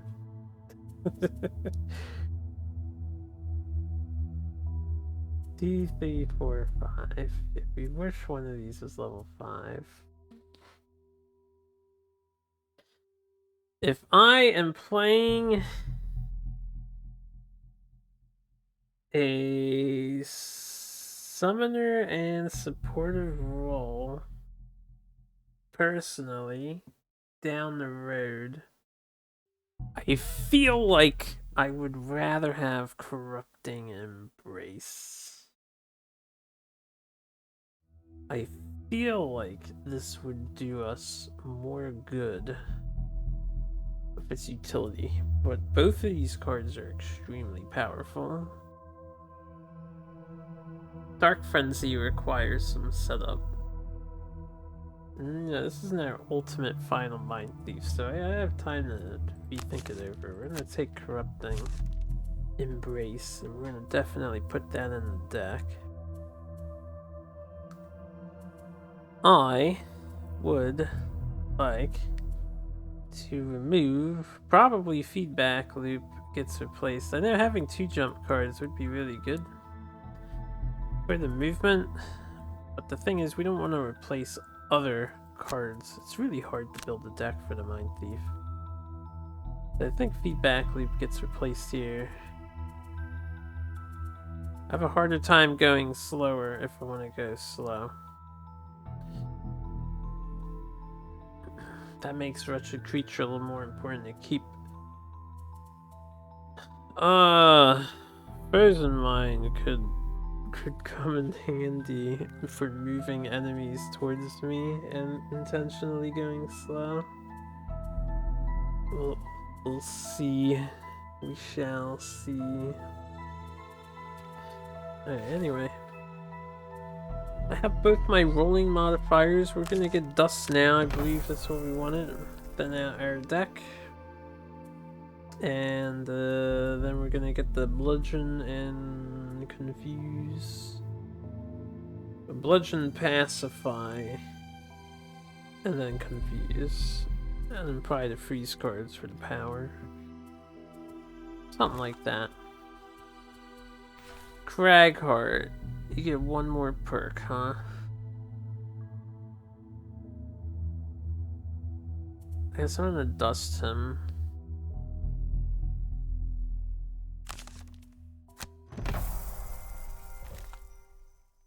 Okay. Cragheart is also ready to level up. We get to check out level 6 real quick. Dig Pit. Create 1/2 damage stun trap in an adjacent empty hex.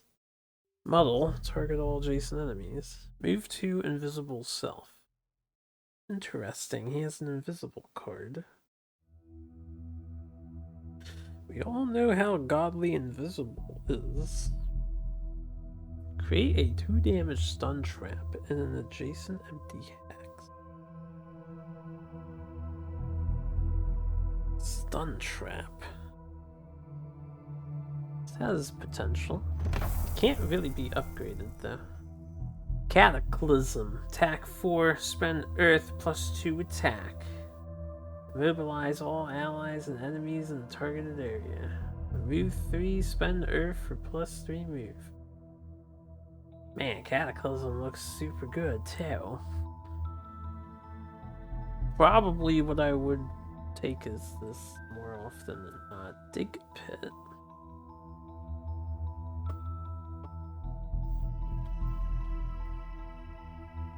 I'm not a huge fan of the creating of traps setup play.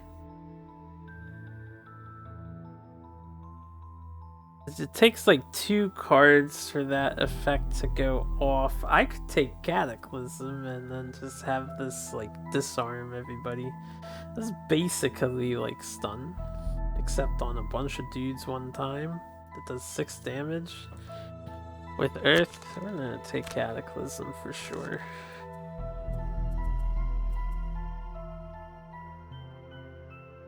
Does it replace Unstable Upheaval since I don't want too many burning cards? I think it does, even though this is my fastest. Or I could keep that, and we could replace I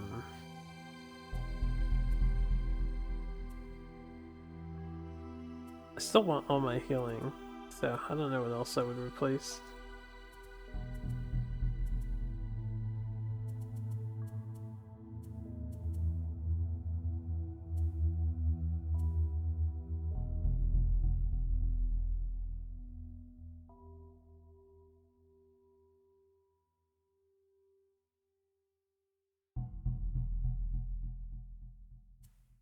Possibly Nature's Lift, just because the bottom action is not as good.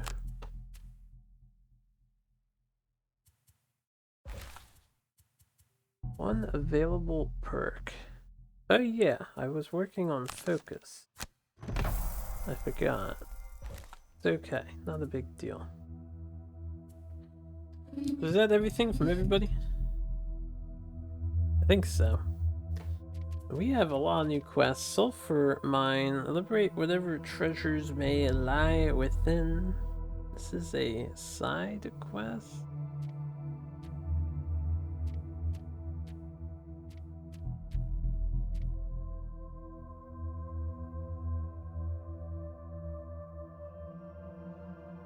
This side quest. Temple of Element. I don't know if I've ever done Sulfur Mine before. This is in a new area.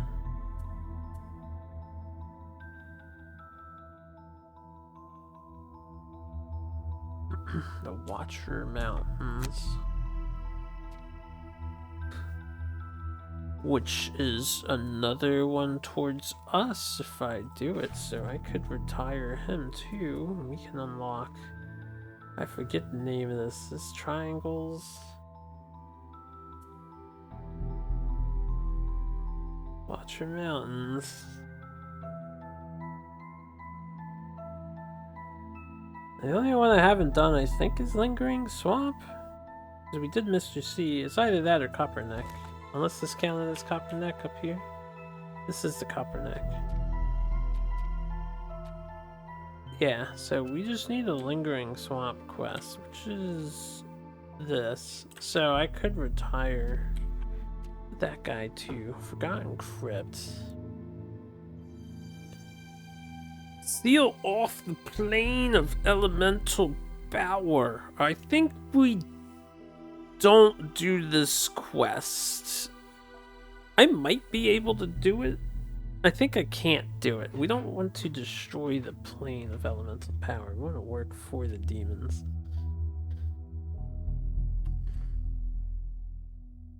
Anyway.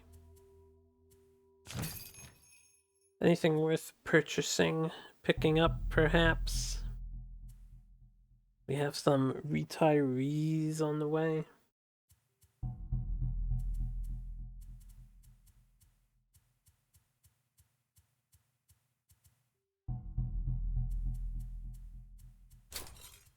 I never got a third small item.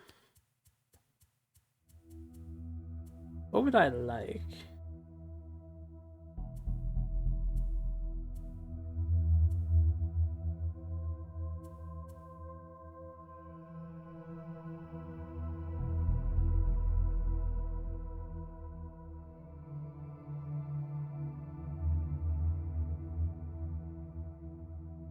A one-time stun for a single attack. Stun powder is not bad. I guess this could be useful, especially with how aggressive I get. So I think I will pick up some stun powder for Mind Thief.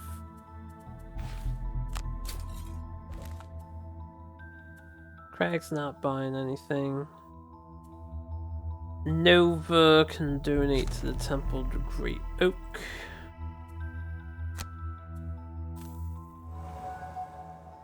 And Triton can too.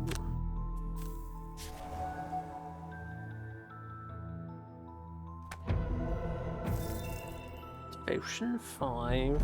+1 prosperity. Need 2 more prosperity. Hopefully we don't lose any.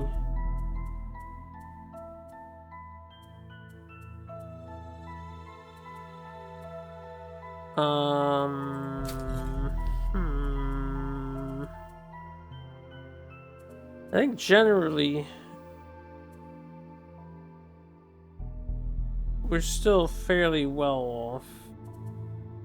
I can't think of anything else I would really like have to have immediately. Alright, let me take a bathroom break. I'm gonna do another scenario afterwards. I'll be back in a few minutes, but I do need to use the restroom. I'll put on my break screen. I don't know how long I'll be.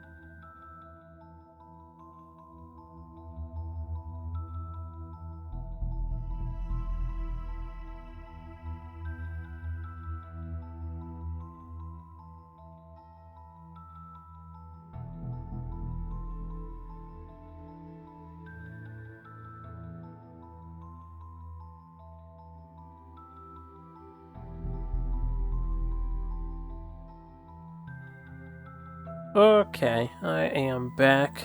I decided to do a little crafting of my own, and I made some iced tea.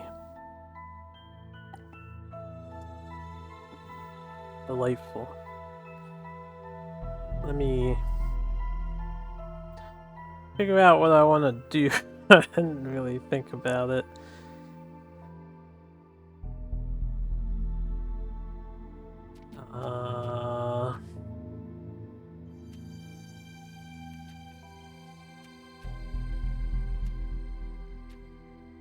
Interesting. I think I want to check out this mission. This mission has a lot of new things, so it would be exciting. Well, new for, not me. I've seen all these. New for, I guess, this playthrough. We have cave bears, spitting drakes. Things are nasty as hell. And stone golems, too. Super shielded enemies. And of course, our friends, the living spirits. Even more shielded enemies. I have a fancy new poison card.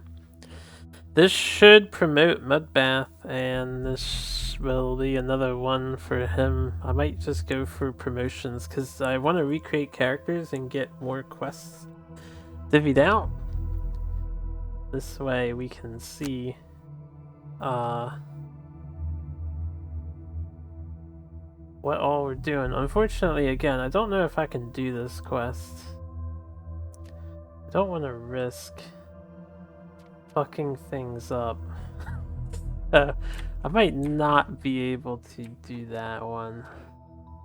This is not in the swamp. We need to unlock a swamp location. There'll be more. There'll be more anyway. We might do the Temple of the Seer. Kill all enemies in all rooms. I think we're ready to travel.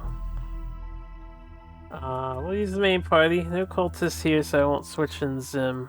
And this is not the Dagger Forest for her, right? Yeah. Where is Dagger Forest? This stuff? Does this count? No, it's a Copperneck Mountain. Loot all 5 ornate chests with a loot action, not end of turn looting. We can look into that one later. I'm gonna do this Temple of the Seer. You reach out to some of your contacts concerning Jexera's location and end up with an odd bit of information from the Sanctuary of the Great Oak. They say there is a temple high in the Watcher Mountains, dedicated to some unseen force that can answer any questions asked of it. Visitors must survive the journey and the trials that await in the temple first, however. It is a tradition among the Order of the Great Oak to send its members on a pilgrimage to this temple. Where faced with the prospect of any knowledge they desire, they decline to ask a question, putting all their trust in the Great Oak instead. Oh, it's a good thing we're aware of this. The sanctuary provides you with some basic directions, and you head off.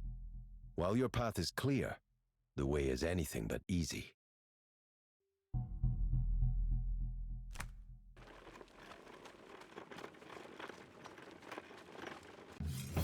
Encounter. Hold on a second.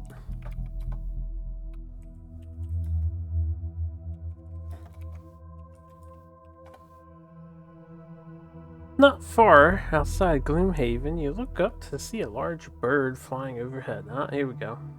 Something is odd though. Its movements are jerky. This is a different one.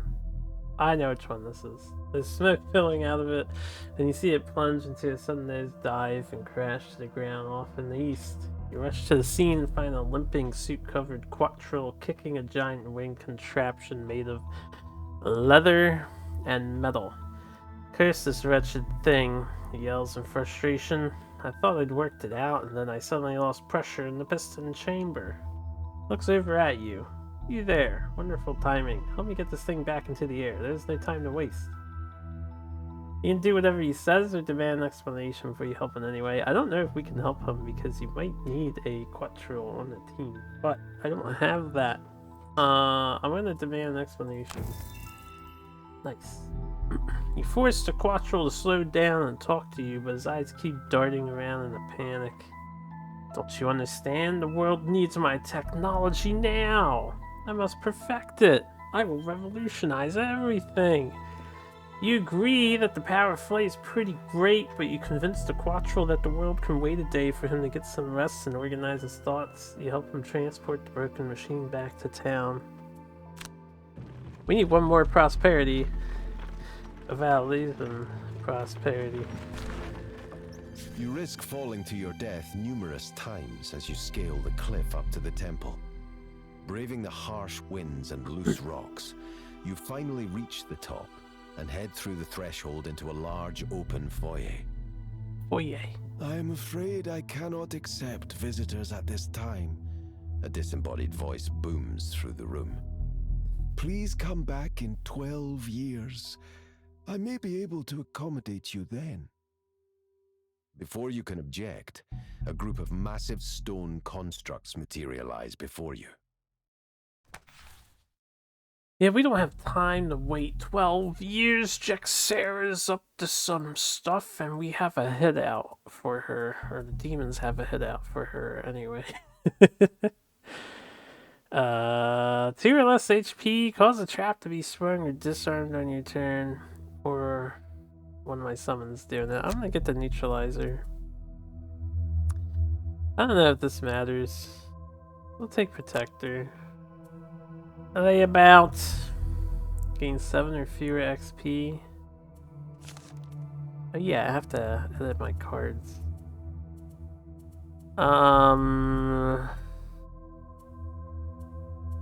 Honestly, I do not gain very many XP. Now, every time I fork the beam, I do. And if I ever utilize the bottom action of this, which I might sometime, I don't think we want lay about. The 2 perk points. 2 perks. I'm gonna take it and try to pay attention. Try. Neither of these are gonna happen again, probably. Oh yeah, I did get both of these. Okay, we are good to go. I don't know if I've ever done this scenario, so. Well, that's not good. Okay, that is good. It's all my... I know, the voice says. You have questions, I have answers. Unfortunately, if you don't leave now, you won't have a head to ask the questions in the first place. Look at these things. You ready your weapons? There's no way you're going to climb back down that cliff with nothing to show for it. Okay. These things are quite annoying. They hurt themselves a lot. That's their main gimmick. They are really powerful and really slow. They also have a lot of range attacks, though. Kill all enemies in all rooms. Only 2 rooms, but there are like drakes and bears and shit. I don't know how many enemies are in that next room. This is a cool looking place. Got some Skyrim figures here, statues. The old ones? That's what that reminds me of. These are stone golems. Actually, you know what? Stone golem. Stone golem. Maybe it just looks so different from the tabletop standee. Is it the stone golem? Is this what I think it is, or is this some other thing? I thought there was like a more mechanical metal robot guy. Maybe it is the stone golem. Just the head looks not what I remember. This might be... This has to be the same thing.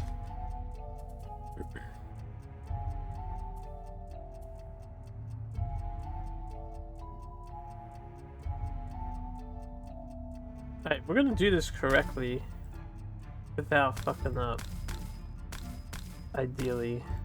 You here, you here, you here. Do do do, do do do, do do do, do do. I am going to Provoking War and Quietus. We're gonna kill that guy. I am going to stun that guy and just set up the mind's weakness without hitting anything. So that's one thing dead. Honestly, I could just kill the other one. These enemies are so annoying, I would be inclined to just terminate them from the beginning. So we only have the 2 elites to deal with. This is not a bad idea. So that's 2 dead enemies off the bat. I think I want to cause a rock slide. And I don't think they go very fast.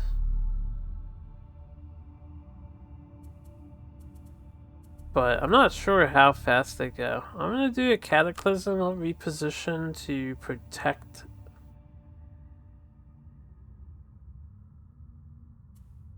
We'll just do rock slide to circumvent the 3 shields. They were living spirits too, so I might want to save my wombo combo with the piercing bow for then. I'll probably summon my skeleton too if I can do it safely. We're gonna conjure living torch on turn 1. And then probably do engulfed in flames just so I can attempt to do 1 damage to the guy. I think this is fine. First round, right?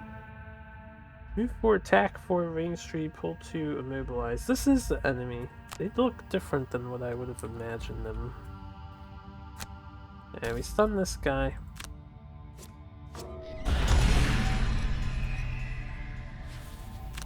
Kill this guy.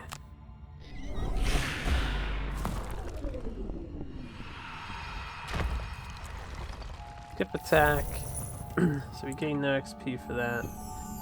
End their turn. I'm gonna walk up over here so I'm getting shot by one of the dudes. I'm gonna kill this guy. Power of Quietus compels you, bitch. Alright. I probably should avoid gold just so the other people get it, because I am retiring. Sworn! In fact, if I can guarantee 2 kills here. I'm gonna pick up the gold just so I'm standing in the middle. One of them is gonna pull me towards them. Which is fine. I don't mind getting adjacent to them. We're gonna put a rock here.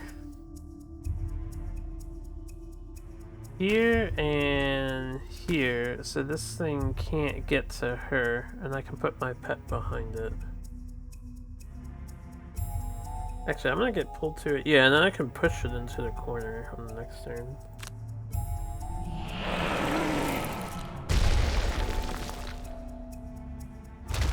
Whoosh.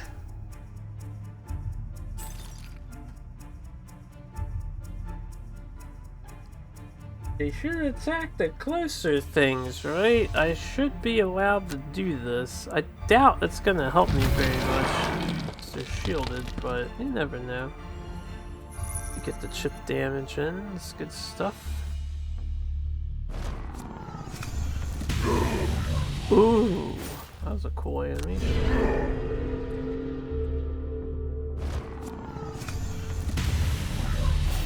Rotating their energy gun. That's Beluiva. Ah, this is range 3. Oh, I'm an idiot. I thought it was range 4. We have to summon the Burning Avatar. We have to. We'll just whiff this attack. That's fine. I would have picked a different card. I don't know what, but I would have kept that one because we need the shield pierce. Alright, status. We need status on these guys.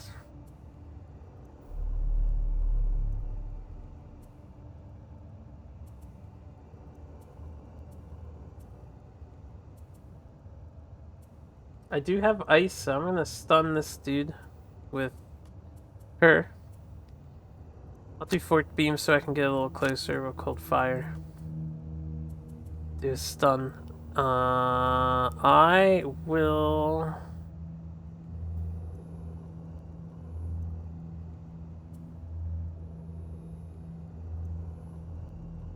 I suppose do the jump and poison? 1, 2, 3, 4. I'm gonna use my boots just to poison him with the jump and then set up mine's weakness. So he'll at least be poisoned.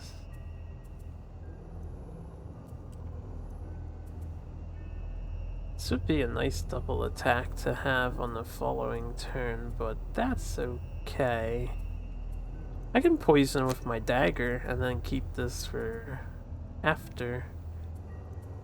So if I just want to do an attack, I might as well. Well, I'm gonna do this as an attack. I need to move. If I need to move and just get next to him, we'll do Wretched Creature for that. So we'll have a pretty slow...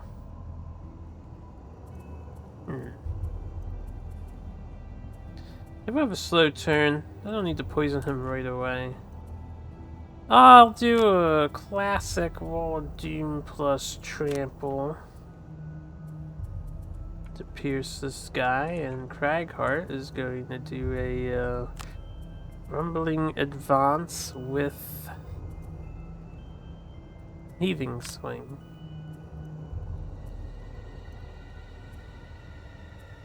I do have Earth. Alright, what's the best thing I can do with Earth? We don't want to do that. I did a 3 attack hit with this and 2 XP. Eh. Funnily enough, I don't do a lot with Earth. I can muddle. Yeah, I only do 2 things with Earth currently. 4 and 5. That's a big attack coming. Hey, yeah, I can't move. That's fine. Right, we're gonna go here into the middle. And then fire, nice. Stun this man. Nice. I was hoping to see the wound. That's some good RNG right there. Boot.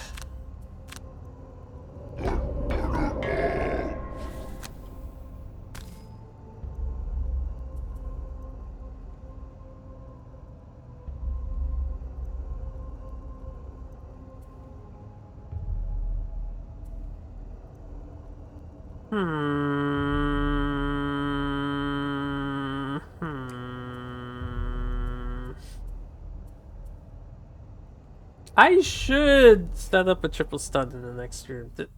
There's what? Bears, spirits, and drakes? And possibly another golem? There's a lot of shit in that room. So I'm gonna hold off on that. Get some respectable chip damage.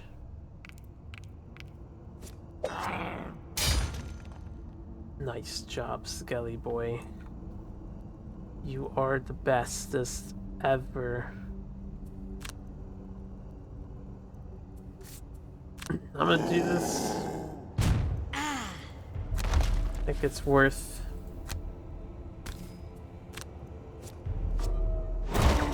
Damn it.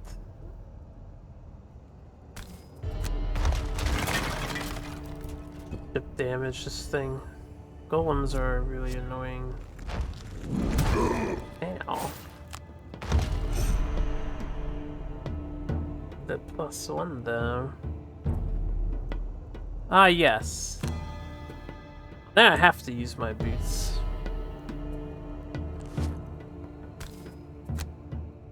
I'm gonna focus on this one here. Walk through the skeleton. By the way, I like his little loincloth he's got. He's a skeleton of some shame. go.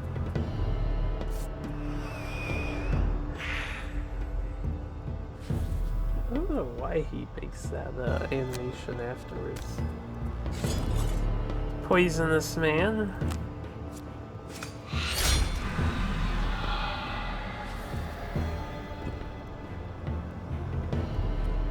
We'll do the double. Double. If I create ice with her, I can stun this, but it's probably unnecessary, right? Hey, yeah, I was gonna do this so I have 3 attacks. Because we get the +2, so we're basically at a 0 state. I think I like that idea.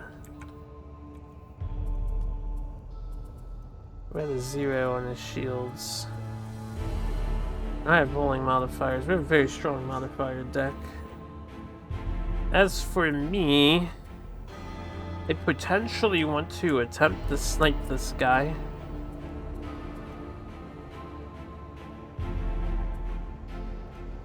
And there is earth. So I could throw this rock over here for a 3 damage attack.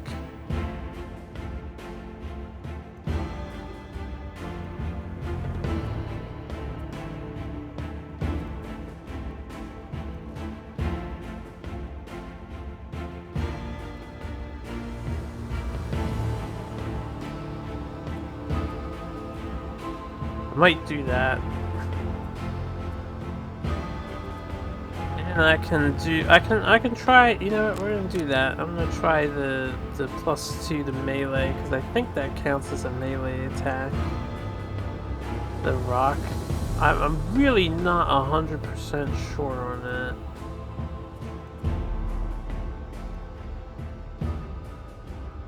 I think it's a melee attack.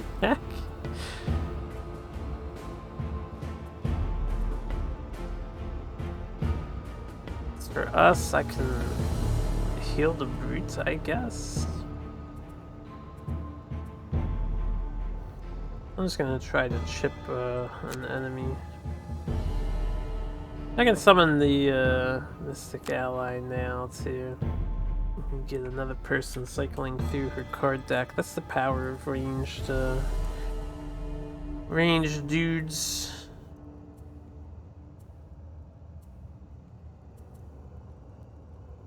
We can dual attack just for some chip damage. And I can gauge his HP. Attack 4, range 3, pull 2, immobilize it, doing this again. Pretty fast card. Do this. Hey, you need to stop drawing that card, my guy. Just saying. Alright, here comes the crit. Is that a double roll? Oh no, it was the +1 and then it went on to the second card. And they had to draw another one.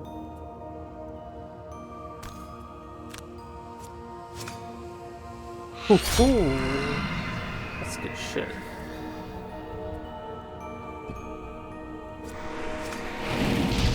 Nice.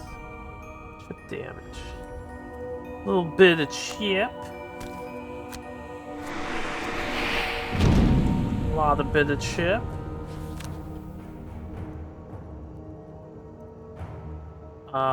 Since I go first, we do not want to put my thing there.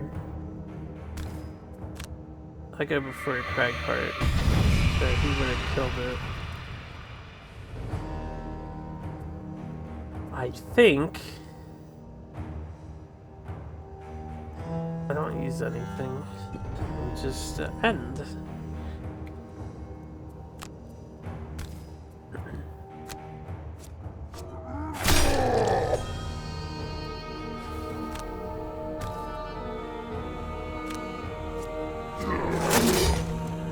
Alright, we did all the chip damage we possibly could. If I want to kill a Cragheart, he needs to get like a +2 or 3, which he has, those cards. I don't know if he has the +3 actually.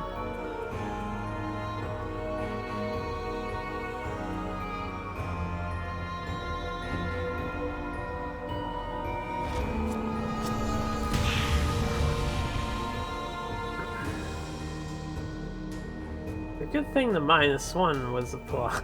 Are you not moving? They do move. He wasn't immobilized. He was muddled. Maybe because he's muddled, he didn't move? What's your movement? 4. Yeah. I don't understand why... So again, board game interpretation. If I was playing, I have to receive the damage. So I can move the camera. Oh, he can't walk around here. Is this a tile? It is. So he should have gone 1, 2, 3. They can stand on doors without opening them for starters.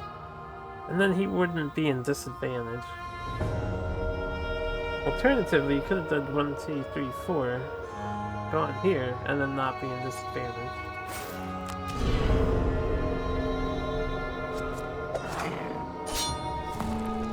I don't think that counts for his thing, does it? Unfortunately, no, but I mean, you gotta give props to the skeleton for killing him. Alright, let's test this out. Gotta give accolades where accolades are due.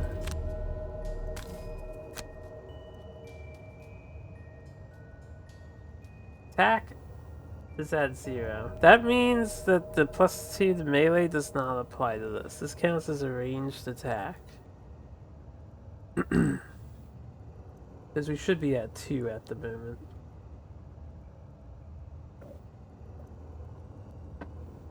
So that's good to know. Thought it did count as melee.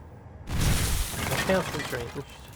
I guess if it says ranged in it, it counts as ranged no matter what. That's how it always is. I have no idea what's in the next room, so I think it's the perfect time to scurry into the night for the Mind Thief to scout. I'm gonna do a really slow turn. Is Craghart capable of dealing 5 damage to this guy? Prob's not. Prob's not. Not alone anyway. I don't want to go fast though. If I go fast instead, the advantage is I can chip him away and then maybe Craghart gets this elite kill. We can do a stone pummel.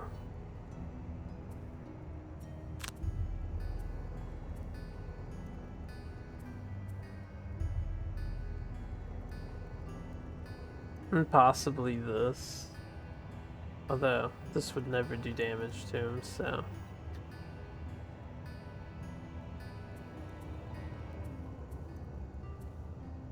I might just reposition for the next room.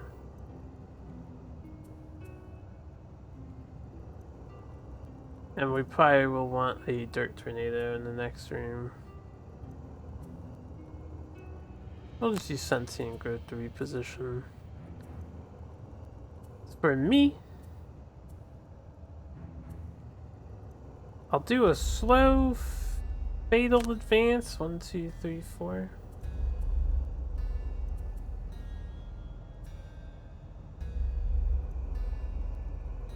I mean, I can possibly chip this guy down. Maybe just leaping cleave at him? Move 3, attack 5, all adjacent enemies.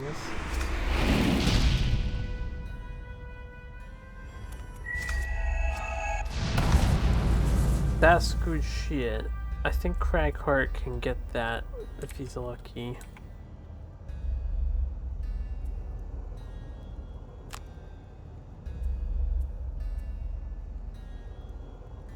We're gonna consume the light.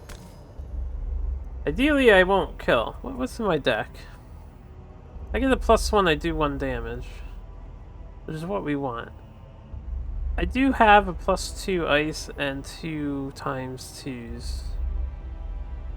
Both of which would kill. I mean, odds are... It's 4 out of whatever I have. Odds are good I don't. If I do kill, it's not the end of the world. I'll just have to get some elites in the next room, right?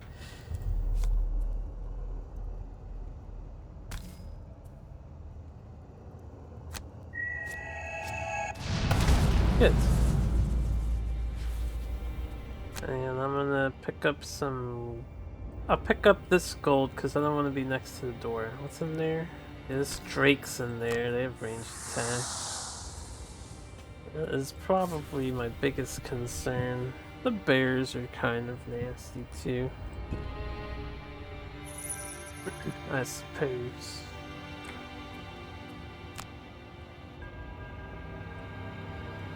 I am immobilized, my friend.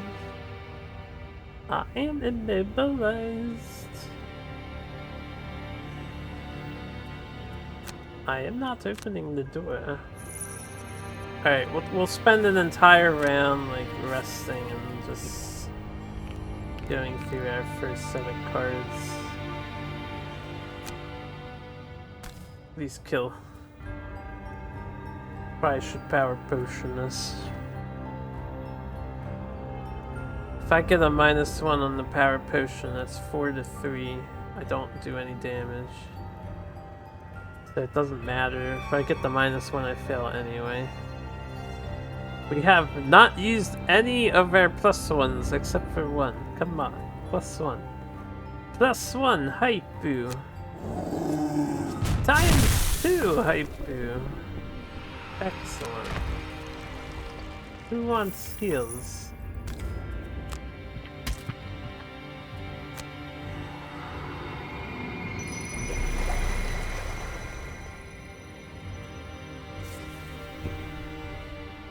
I suppose I could open the door, but I think that's a bad idea. We're all about ready to rest.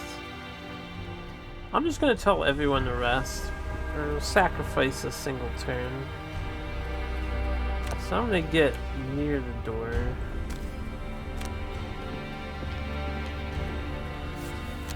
We'll spend a turn recuperating here.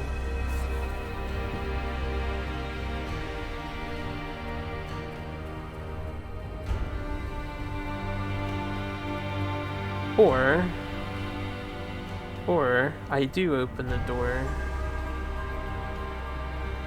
and I just use my invisibility cloak. This way I can do some damage. I could actually go crazy with Fearsome Blade. This is only one more room, so we may as well burn cards, right?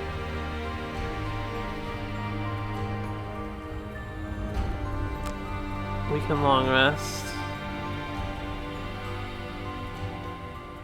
We can do is slow these two so I can pick and choose what I'd rather use, and we can do this and try to be slow.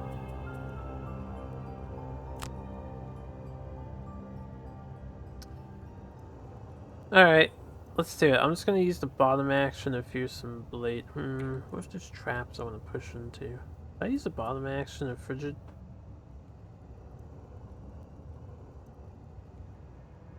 Should I use the bottom action of None? It's gonna feel bad if I don't reach anything with the extra 2 movement. Maybe I should use the bottom action of None.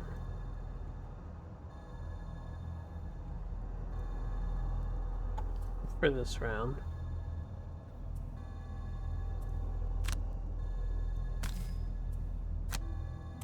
I'm just gonna open the door. You open the door to the inner chamber, and more enemies materialize before your eyes. Flying red lizards, wailing spirits, and great terrifying bears that don't seem at all happy to have been suddenly transported here. They were magically transported. This place is wild. There's traps. There are some damaged trappoos. What do we got? Attack 4, range 3, target 2, so they're not moving. It's a good thing I didn't do the move 2. Oh yes, their first taste of Drakes. Attack 4, range 5, stun, and muddle. These guys have innate muddles. Attack 2, attack 4. Yeah, Spitting Drake elites are like 2 points more powerful, damage-wise. 5 range on these things. Kinda cool looking though. And the Grizzly Bear. Move 4, attack 3, immobilize wound. They're doing their fastest. Probably their most dangerous card, honestly. That card of theirs is disgusting. Are they all normal?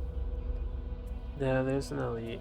Attack 5, he has 2 more. Attack 2. 24 HP on the fucking elite. Bear. The blue bear. I do like how they differentiate the color for the elite one. I guess they tend to do that. The elite drake is just a crested. There are 2 elite drakes? That's fucked up. There's a treasure chest in the corner. There's a bunch of traps. So yeah, we're gonna want to go hard on this room.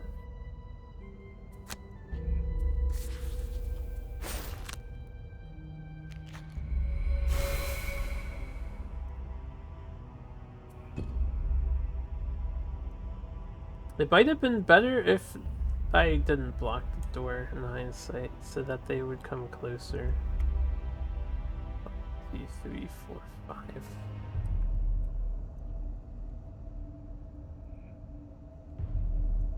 I can hit this bear. 3, 4, 5. They have a range of 3. I could go after this bear.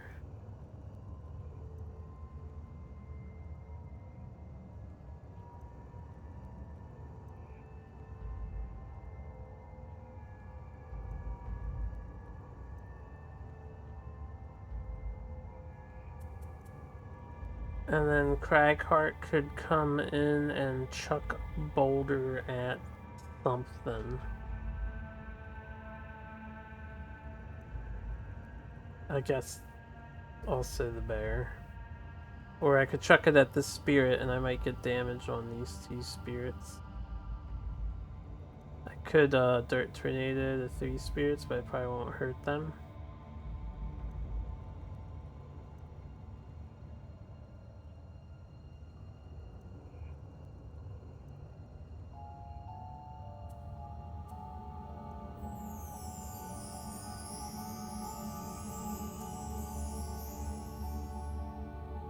But I could long rest next turn and wait for these all to come towards us. I probably get shot by Drake Fire and spirits, but if they're all gathered up together, we're gonna have a pretty good future turn.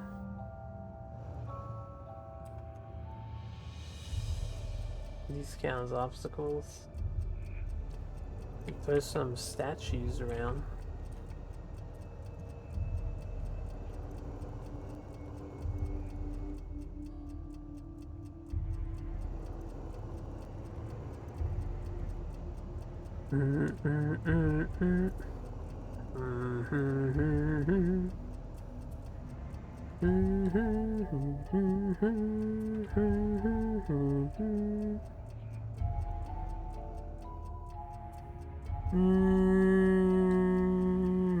I'm thinking.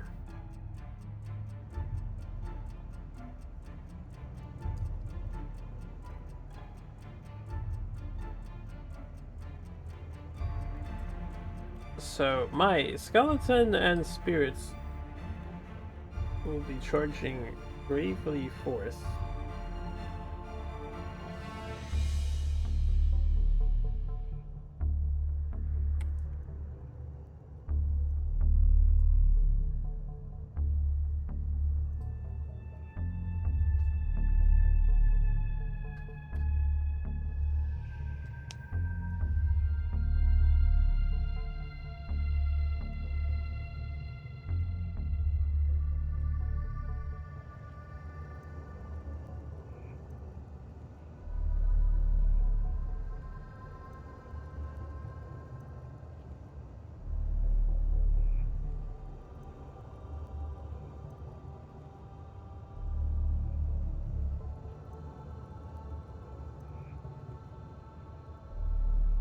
Kind of want everything to come closer to me. Kinda do. Kinda want to move here. So I'm slightly obscured. And things have to come in front of our Mind Thief.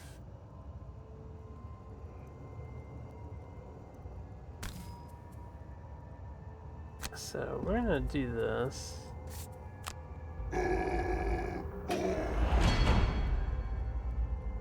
I'm gonna err on the side of caution here.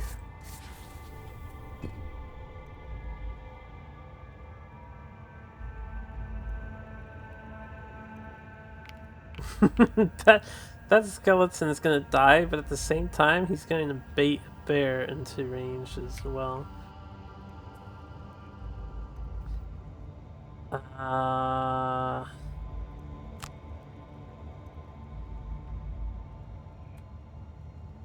So 1, 2. That's my range. 2, 3, 4. So I can reach 4 away. If I was standing here, I don't think I'd see any of them. And I'm not in range 3 to throw a boulder anyway, just in case.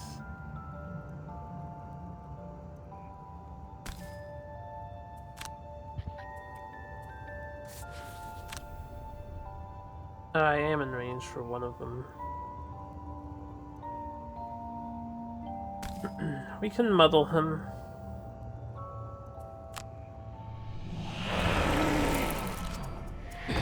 But missed anyway.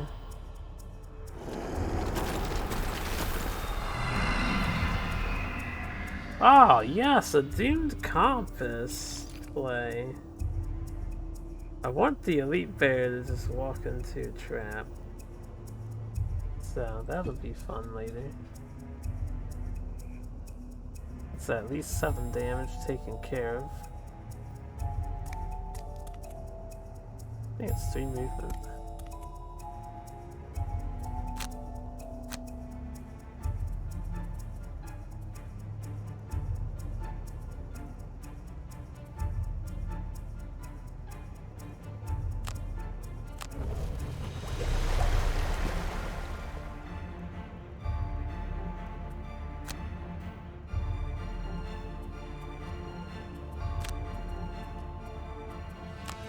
Okay, we're gonna hope that they all come in, but I'm gonna go in with her.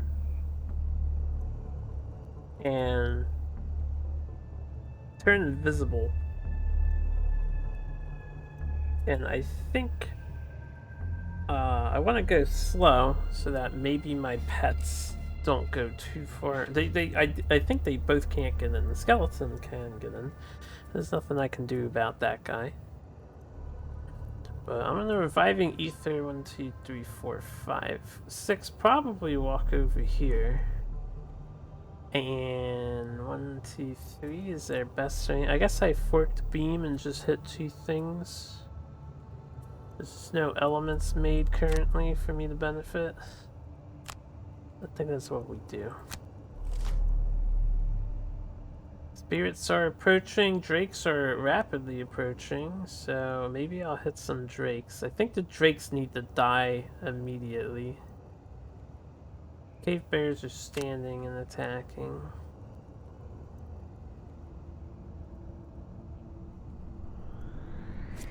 Oh, it was in range of the skeleton.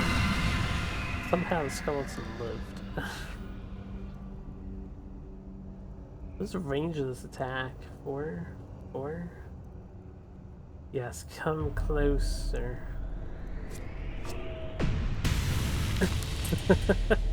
Well, you know what? That was a pretty good use for him, honestly.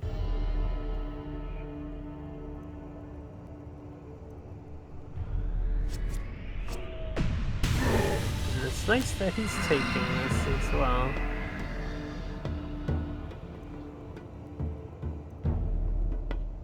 He rests faster.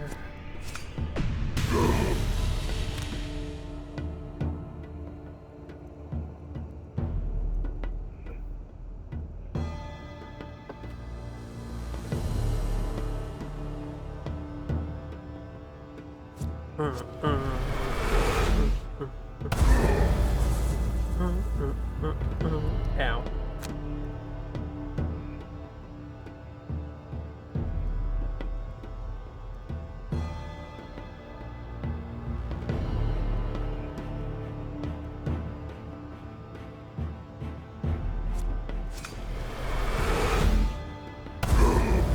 Oh boy.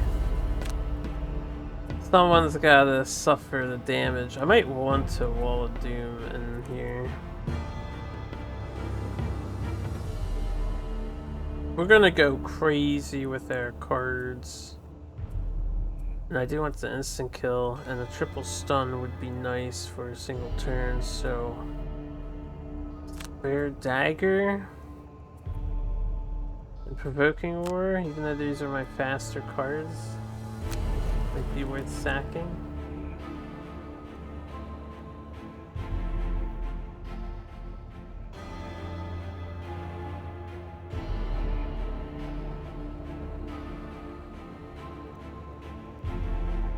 Yeah, at least he was out of range.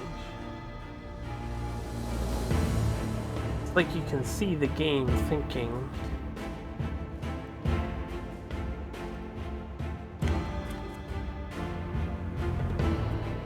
Alright.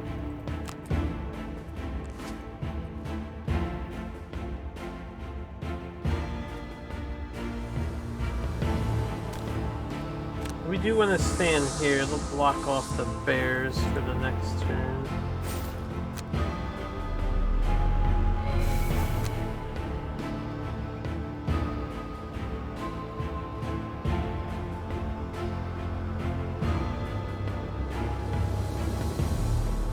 I could try to kill these two spirits instead of hurting drakes right now. And then Craghart can try and get these two with the disarm.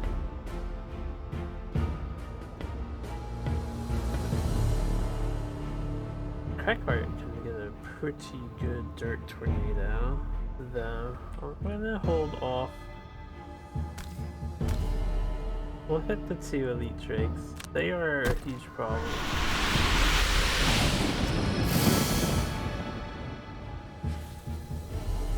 So they should be dealt with. Do I need an element? I think I create ice now, so I can actually stun 3. We can stun the elite drakes. Next turn. I want to go slow, though. I could stun them for the turn afterwards, so the coming turn is going to be nasty. Damage-wise.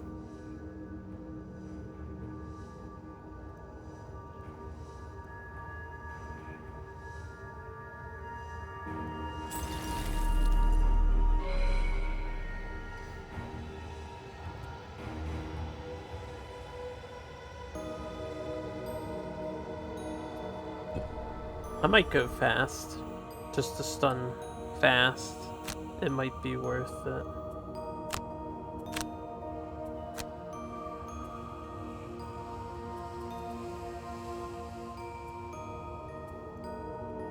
I definitely want to kill something.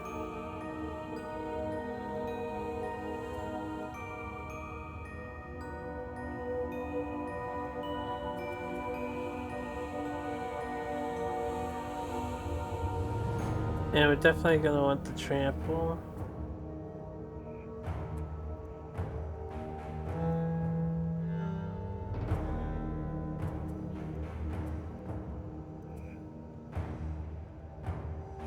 I think I'm sacking all my fast cards.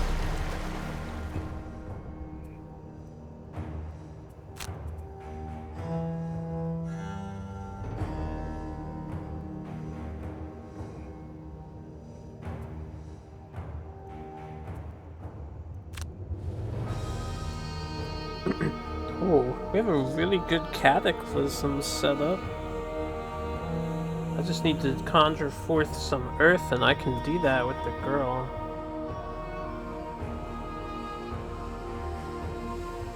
1, 2, 3.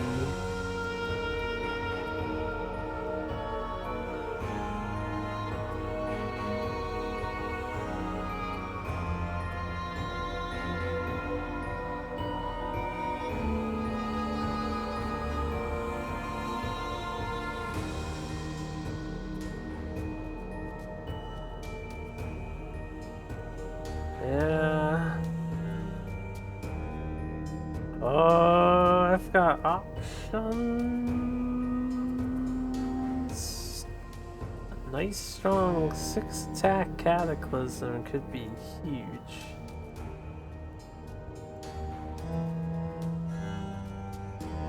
Kinda AoE we need.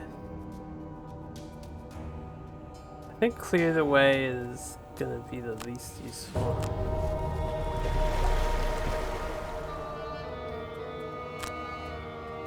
What are we doing with you?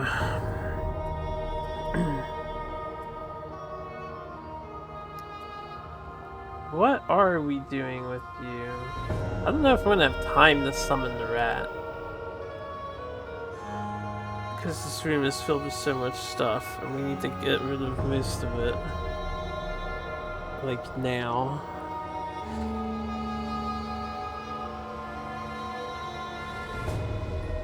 Ah!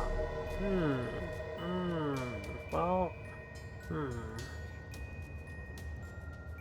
I mean, she's probably getting hit by the bear. I could attack this bear, but I feel like I should, do some poisoning. Some 6 movement poisoning. 1, 2, 3, 4, 5, 6. Yeah, I can poison a bunch of stuff and then go after the straggler spitting drake with an attack.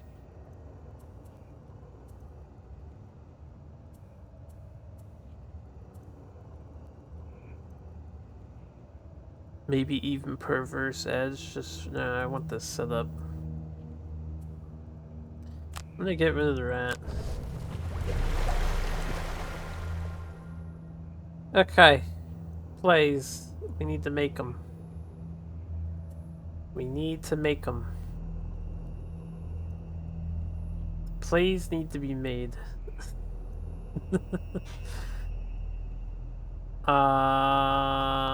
So I have a pretty good cataclysm of 5 targets. It's not max targets, but it's pretty good.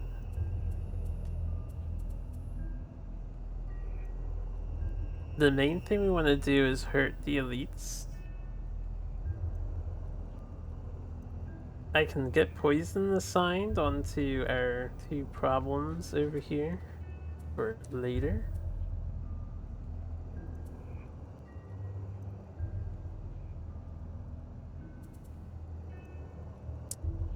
If I go before Spellweaver... Oh, she wants to go fast though. Maybe I don't have to go too fast. I'm in a precarious position if I don't go slow. I think I can't rely on her stunning. She's gonna get hit by so many things and we're gonna run out of cards. We have our pets, which will do a ton of chip on stuff. So I could actually do a slow cold fire. We'll have ice and fire. And I can maybe hurt, if not maim these guys. So we're gonna do a slow cold fire with mana bolt for a potential heal on someone. Cragheart. I think Cragheart's charging in. He's gonna tank most of the damage if he goes first. Ideally the bears will draw their fast card here, maybe, possibly. And we're gonna use Rock Slide to get up in here. 1, 2, 3. I only need 3 spaces to move.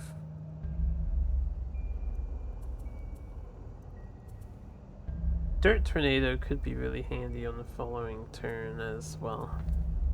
And Rock Slide could be handy for the 2 guaranteed damage on everything it hits. Boulder might be the least useful high movement that I have. The Brutes, I kind of want to go in last after everything is moved and maybe kill a bear. They have a lot of HP, so it might be a good just kill the bear.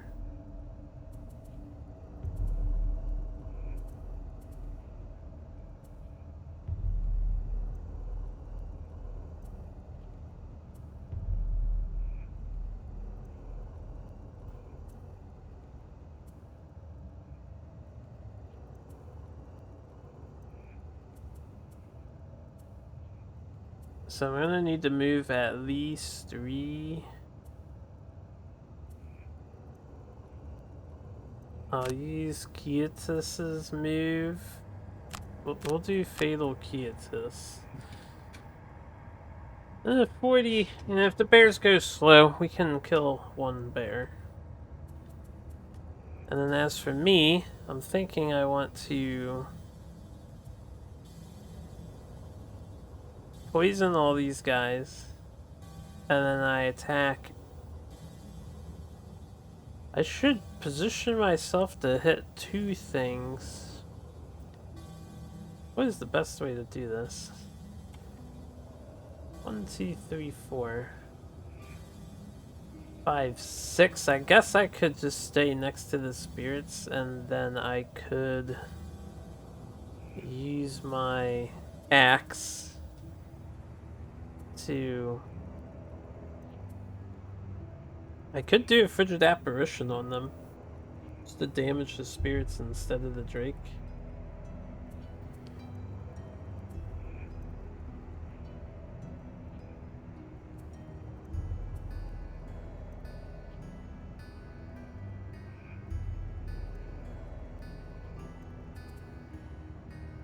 And I can stun one of them with stun powder. Whichever one is doing the more annoying attack.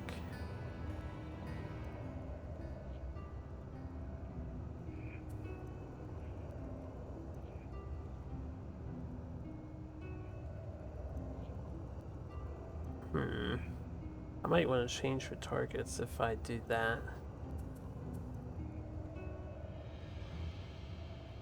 Frigid Apparition adds stun. I should do Frigid and Corrupting Embrace. Then I can poison them all. I can stun these 2. She can recreate the potion with her headpiece. And then we can get ice back and stun 3 more things for the next round. That might be a good idea. I like it. I like it a lot. Everything's going pretty slow. Attack, move, attack. Lots of wounds. They're reshuffling. This is really good. I know they're adding curses, which sucks, but it's a non-attack move. The drakes are doing the AoE though. Very not good, but it's a weaker attack, so it's probably the best thing I could hope for.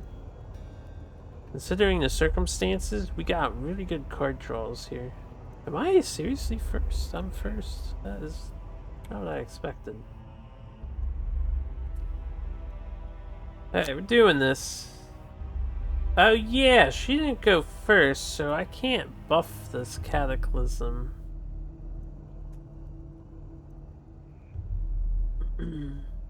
Crud. I don't want to retcon the turn. I was worried about her dying, honestly. Which she still probably is going to be very hurt. Especially since the bears go after her. Alright, we're gonna have to work with this. Am I still doing Cataclysm? I could just throw a rock instead.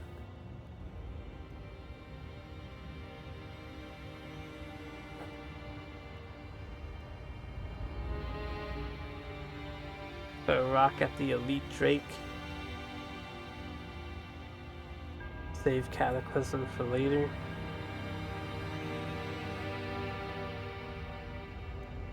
We chip damage all this stuff. I'm gonna end up stunning the 2 elite drakes, so there's that at least. We're gonna have bear trouble. Lots of bear trouble though.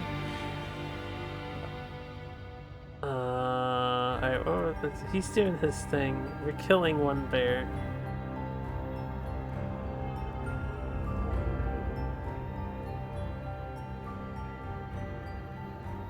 Yeah. If I move here, because I go before her, the other bear should go down, so that saves her some damage. And then we get hit. God, attack 5, move, attack 5. If I use my power, I really wanted this buff, but I think I still Cataclysm. It's gonna be 2 less damage, but it's still a lot of damage. And the potential to kill is present. Yeah, we're gonna Cataclysm. At the very least, I'm gonna do some big deeps. Fat DPS.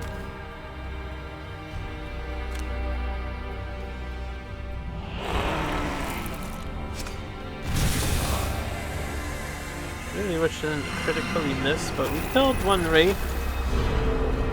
Can't argue with that. And they're all immobilized now, so that is nice. Okay, we're gonna move, we're gonna jump. We're gonna go this. Fix movement. I gained +1 attack. Alright, I didn't mention it. I was making a big stink about the damage numbers. Last time I streamed, I was like, wait, the game fucked up. But it actually correctly did the damage numbers. Because I forgot I have the horned helmet on. Something I need to calculate more. We're stunning them with this attack.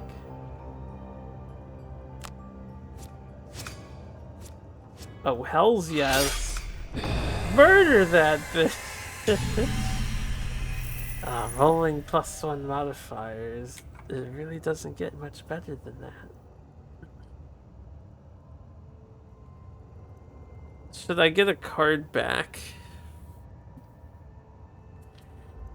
No.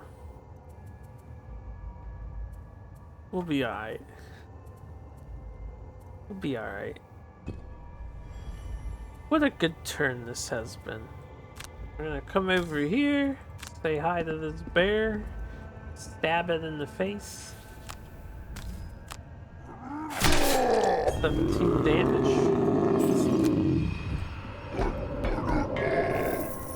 Easiest 17 damage of my life.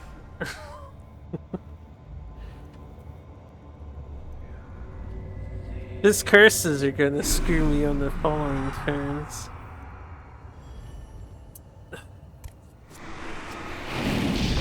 Wow, nice blessing.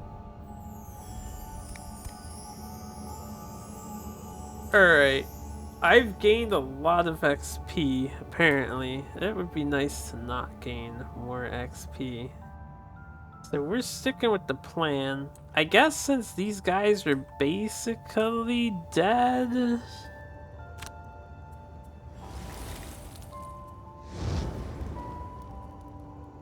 Hold up, where did I get ice from? Didn't I consume ice with him? Oh, did I just make... This makes sense. Burning avatars infusing fire. Oh, the living spirits infused ice. Well, that's pretty hype. I didn't realize they were doing that. Yes, they are. Thanks, living spirits. I don't have to use that... Do that other thing I was gonna do. We want to hit both of the elite drakes. Obviously. We're still getting fucked up by the AoE attack. I think these 3 are actually getting hit by both of those. The Brute's having a really bad day. Pretty much. Damn, that was good too.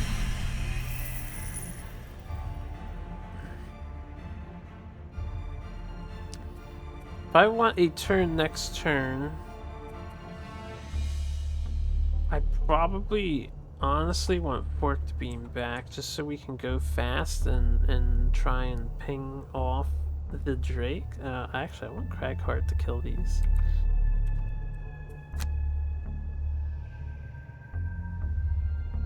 I could move. I'm gonna stand here. Fine.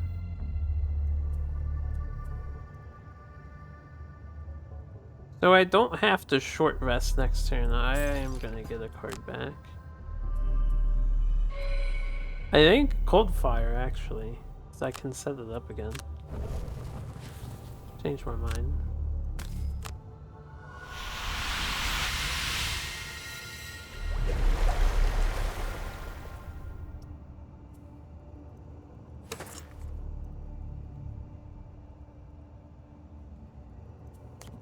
I'll wait till next turn to do that. This is picking me? Right, I am closer. Of course it's picking me. Ow.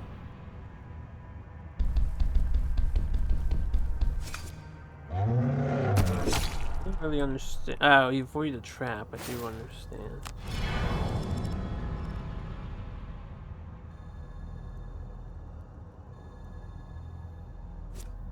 Oh dear God. Ah.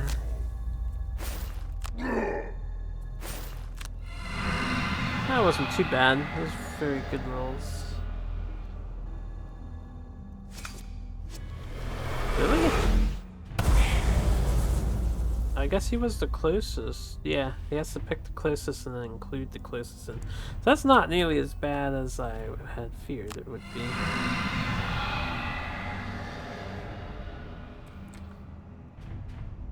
Alright.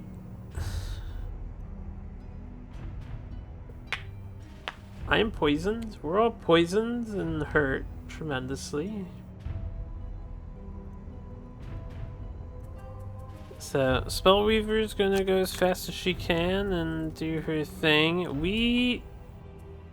Ooh. Aw. Oh, if only I had Earth. This would be a perfect unstable upheaval. Turn 2.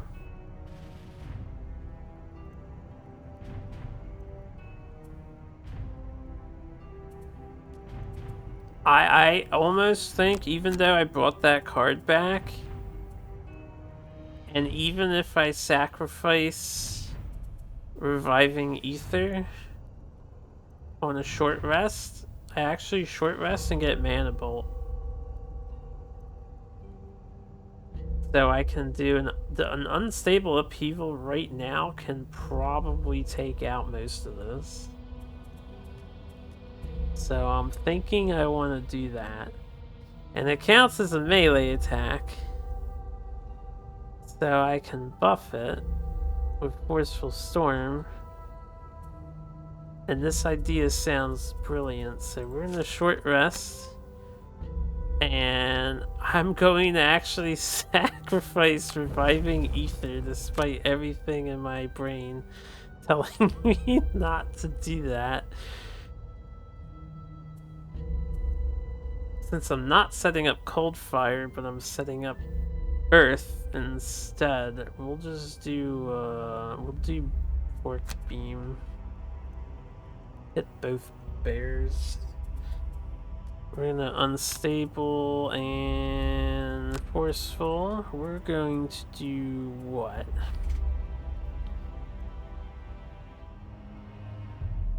Assuming this Unstable Upheaval goes really fucking well.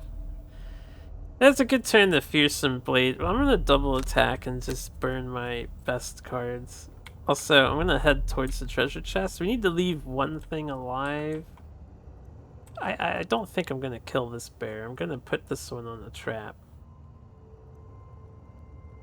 Yeah, we're gonna put that one on the trap. So for me, I can stun some shit.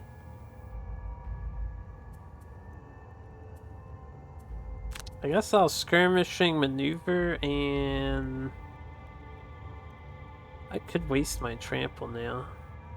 I have my, this is a jump, so I actually jump through the statue, so we could do like 1, 2, 3, 4, and then maybe finish this if it survives. We can stun some things. Spirit's going kind of fast, but we're going kind of faster.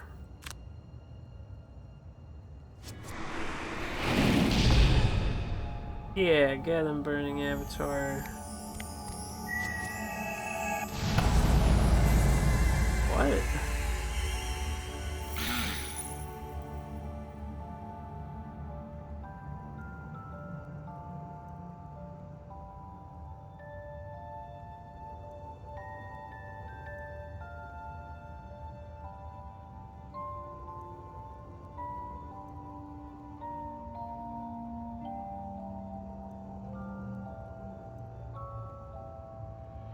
Ow. Didn't realize Burning Avatar only has 2 attack power. It's like, how did that work for the one and not the other one?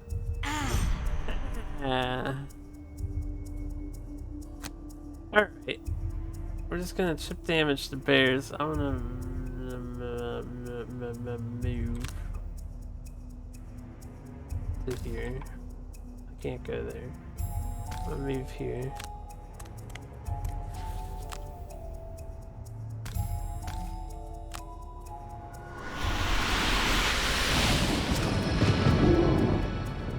Damn muddle.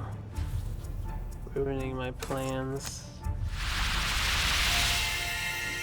Touch my talisman, pick up the minor mana potion, which is super handy, and then we're gonna create some earth right when we need it.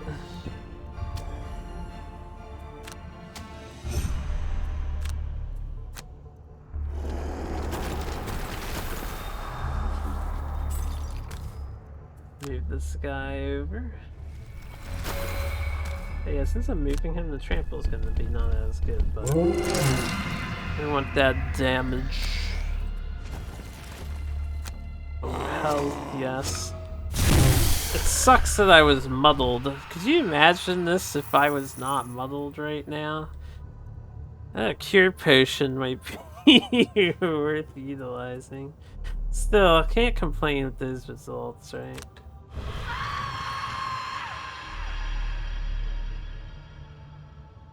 A worthwhile sacrifice. She shouldn't have moved there. Okay.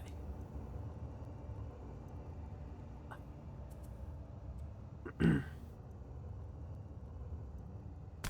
gonna go next to this spitting drake. Stab him. About to say, we're gonna stun him.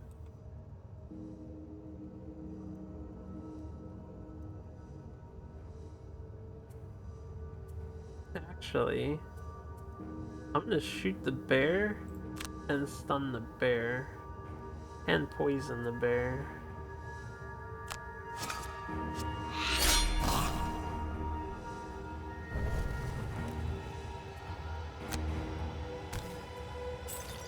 Oh, right, that's not a melee weapon, I can't poison the bear. I think stunning the bear is worthwhile. The brute can maybe get...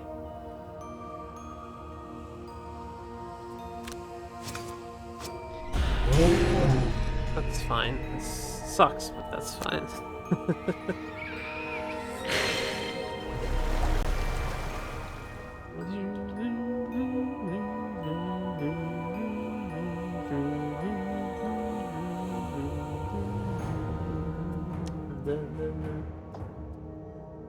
Dun, dun, dun, dun, dun.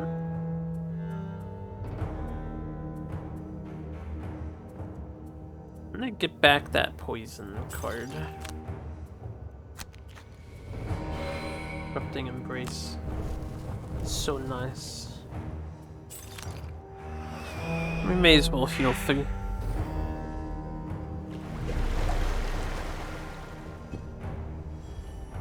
Alright, Brute, how we play this out?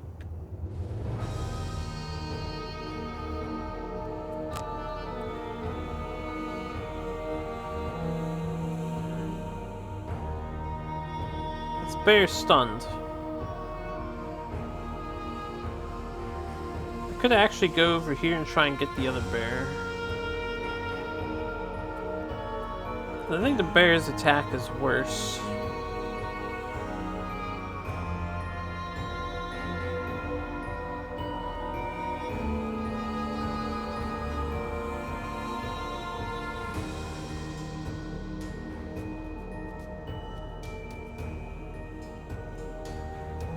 Think about this. If I do skirmishing maneuver first, we whiff an attack. I walk next to this bear. I hit these 3 instead, and they all get stunned with the hammer.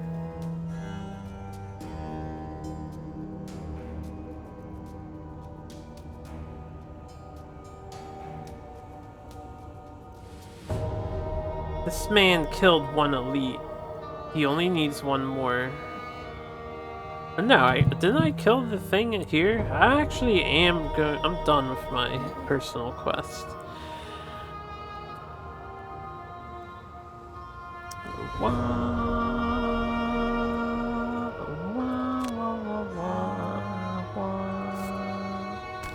I think this is smarter.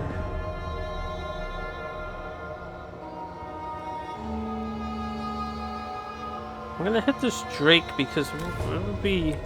I'm gonna stun all these. I guess it doesn't matter if I'm gonna stun all these. I'll hit the bear. Ooh, stab him in the butt.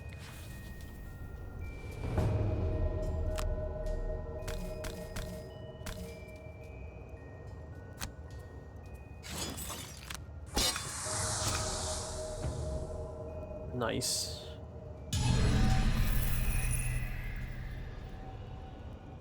Are they good?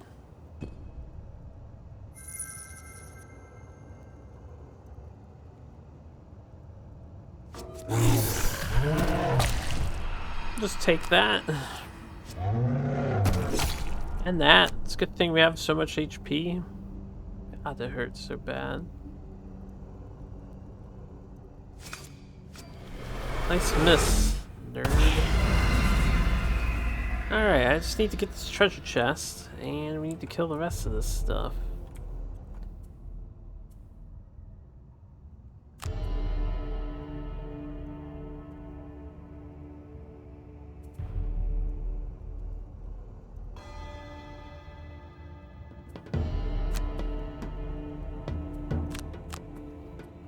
Thinking.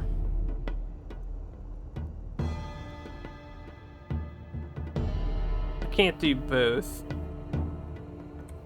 1, 2, 3, 4. I can't scurry. I would like to like scurry snipe this guy and then go get the chest, but I cannot do that. I can scurry onto the chest after I stun one, so that is the play that we make. As for me, do rumbling advance for chip damage and stone pummel just to attack 2 of them at once. Alternatively, I could push this guy into this thing with heaving swing. I'll do stone pummel. I think it'll be better. This is our last turn. Second to last turn.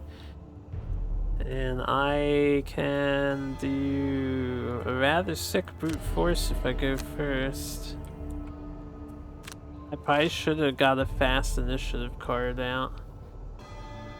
Who's getting hit by this shit? Card? That's fine, he's got cards to burn. Even the spitting drake is going kind of fast, which is annoying.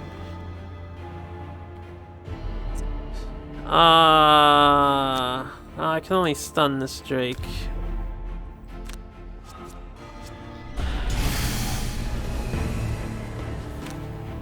As I would like this treasure chest.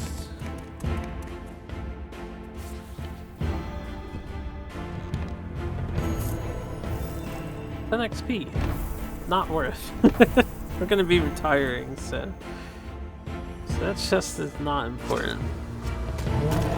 I think the experience in chests are the worst, just because your characters eventually disappear or eventually max out.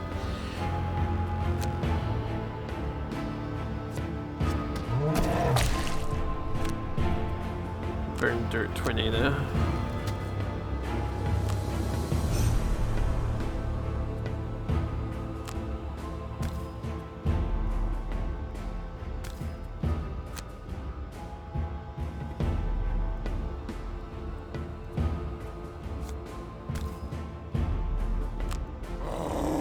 That was weird. Nice crit. We can come over here and at least kill the other drake.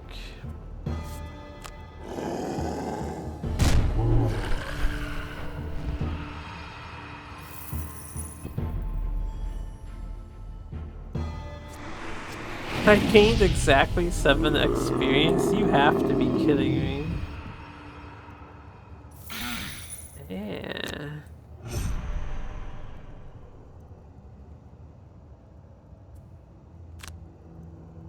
Oh man, this is way too good. I probably shouldn't have done that. I could have grabbed some extra gold, but whatever. So much money. Quick, use the loot card. Brute, just loot, man. You gotta loot. Just making sure it should all be 4. This is an 8 pile. There's 2 8 piles here. I'd say this mission went very well, despite the intimidating room.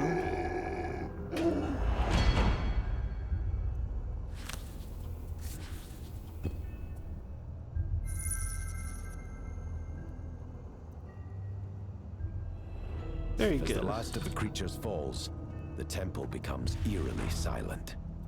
You call out, but the strange voice offers no response. No You begin response. banging the walls with your weapons and yelling even louder, making it clear that you will not leave without answers.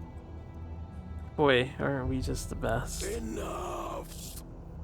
The power of the voice shakes the ground. I could easily kill you, you know. But normally a threat is enough to send you pathetic lesser beings scrambling. Easily kill I you. don't necessarily like murder, however. So I will make you a deal. I will answer a single question for you, and then you will leave this place without further incident and never return. So what would you like? Great power? Great wealth? Or is the location of the necromancer you are hunting really that important to you?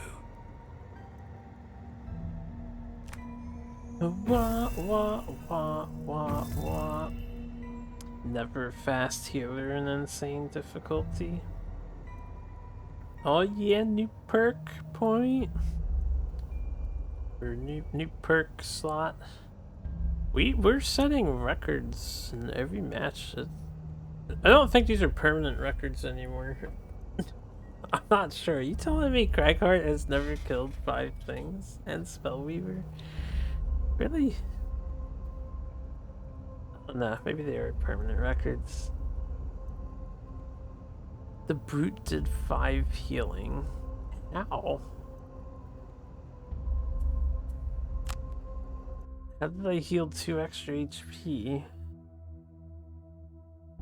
I know I got 3 from the potion.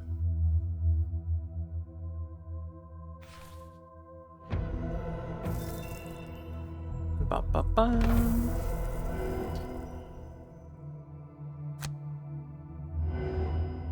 Okay.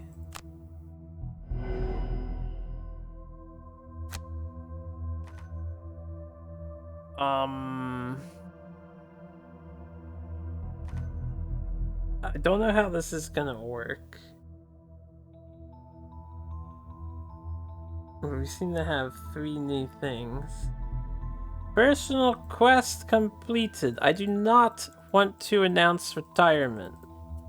Not until I sell all my stuff, which we're allowed to do, should be allowed to do, and buff my card. It's possible in the digital version I won't be able to do that, which is fine if I can't. I don't want to announce retirement. Let me get off of the screen.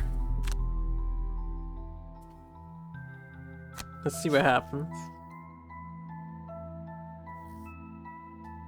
Alright, they used to laugh at you.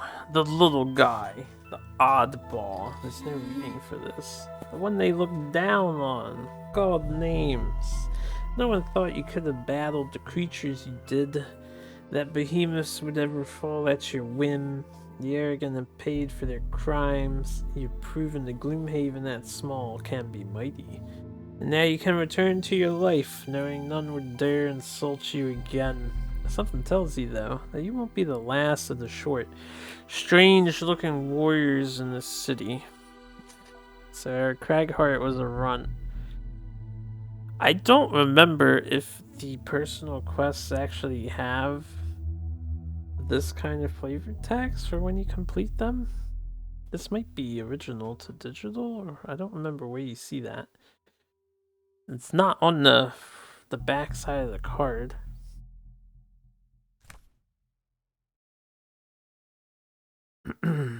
Fearless stand completed. All items the mercenary owned will return to the merchant shop supply, and all the gold the character has will be gone. Right, I don't want to do that until I enhance. Otherwise, I would have enhanced first. Game devs. Game devs. If you know how the board game works, you know that you can sell your stuff when you get back to town. I hope they change that. This is only mildly annoying, but at least we know. I had to find out the hard way. I do like that it tracks your stats. 64.70% win rate. I feel like that should be higher. 588%? What? I don't know what the bottom number is about. 268 heals, exhausted 7 times. 893 damage. This seems like pretty impressive stats. No items were bound to him. I don't know what a bound item even is. I would like an enhancement.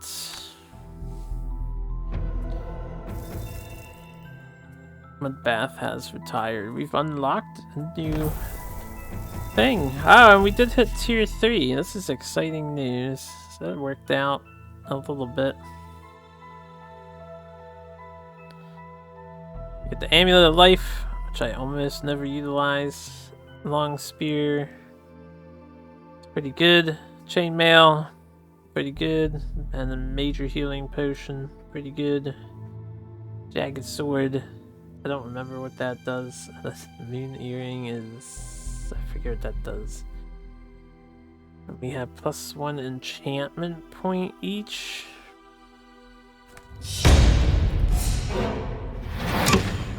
Now we get a cutscene.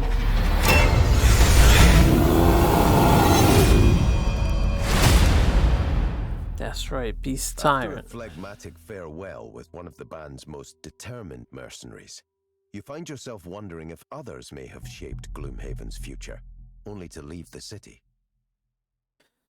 Okay, I was curious about how they do the records in this too. Town records. You have heard of a town records building in the Coin District, but never visited. Deciding that it would be the best place to satiate your curiosity, you make your way to the large circular structure in the heart of the district. Stepping through the arched doorway of the town records building, you see it houses a massive yet woefully understocked library. A sinking feeling takes hold of your gut as you take in the barren shelves. You don't want the memory of your departed colleague to die with you inside one of Gloomhaven's dungeons. With an idea brewing in your mind, you search for one of the record keepers in the library. It takes a considerable while, but eventually you happen upon a small man meticulously rearranging what few books are on the shelves. You waste no time relaying your great idea to him. Town records narrative. And new character. The Beast Tyrant. We're gonna make one for sure. In fact, we'll make one right now. Alright, so from moving forward, we have to enhance cards before we retire. Which means I'm gonna want to sell everything and then probably do a grind scenario. What do we want to name this guy? Our first Beast Tyrant. I've just been doing like cutesy thematic names. Not really thematic. Sort of like play on what they do. Kinda. Fate not really. Zim just looks the part.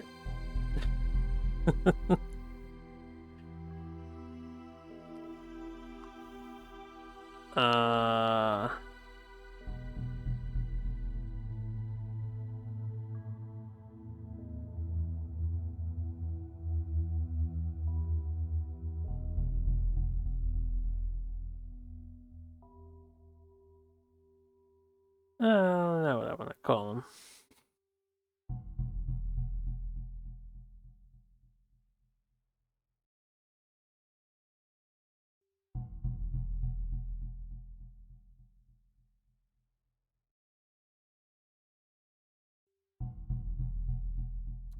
I'll do Theodore.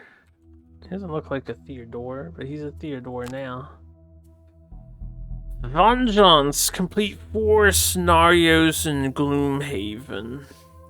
Or piety in all things. Donate 120 gold to the Sanctuary of the Great Oak. Alright. One of the things we want to do is make sure we grab the quests that can be lost. So even though there's an alternate way of unlocking this class, I'm going the negative route anyway, so we probably won't unlock it anytime soon. I'm gonna take Vengeance. We're gonna make sure he participates in every city quest.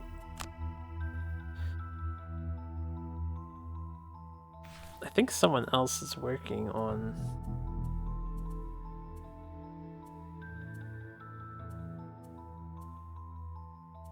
Oh, it keeps going back to him. I see, that's why. I'll browse in a second. Oh, Zim is. So that's fine. And then we're gonna make Craghard again, just so I can see what his next quest is going to be, since we have room to remake some characters. I did like Mudbath, but we need a new name now.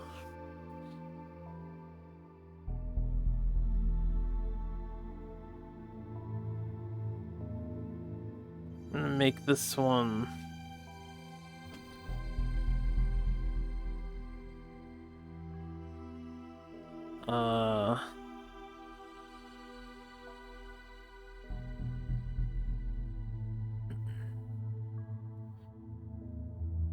What is the name of the corporation for that game? Apparently there's an update for Gloomhaven. I might want to install that. Probably a small minor update.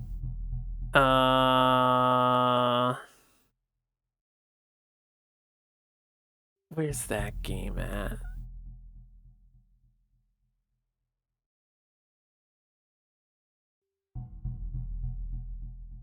Alright, I'm gonna call him Deep Rock. Or Deep Rock Galactic, because he's rocking stone. I've been meaning to play that game again since they have a big update. Anyway, greed is good. Have 200 gold in your possession. That makes it so hard to upgrade.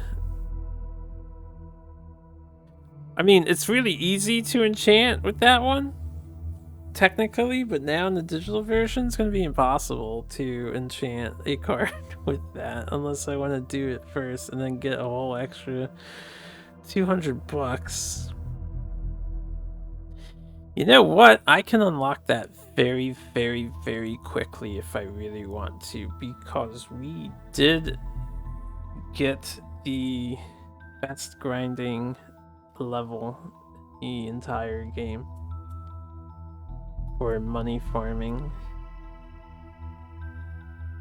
So we're gonna pick up Greed is good. I don't think anyone has Tri-Spears yet. I know we don't have Sawbones as well, but this I can farm out if I want to do some farming, which I probably will.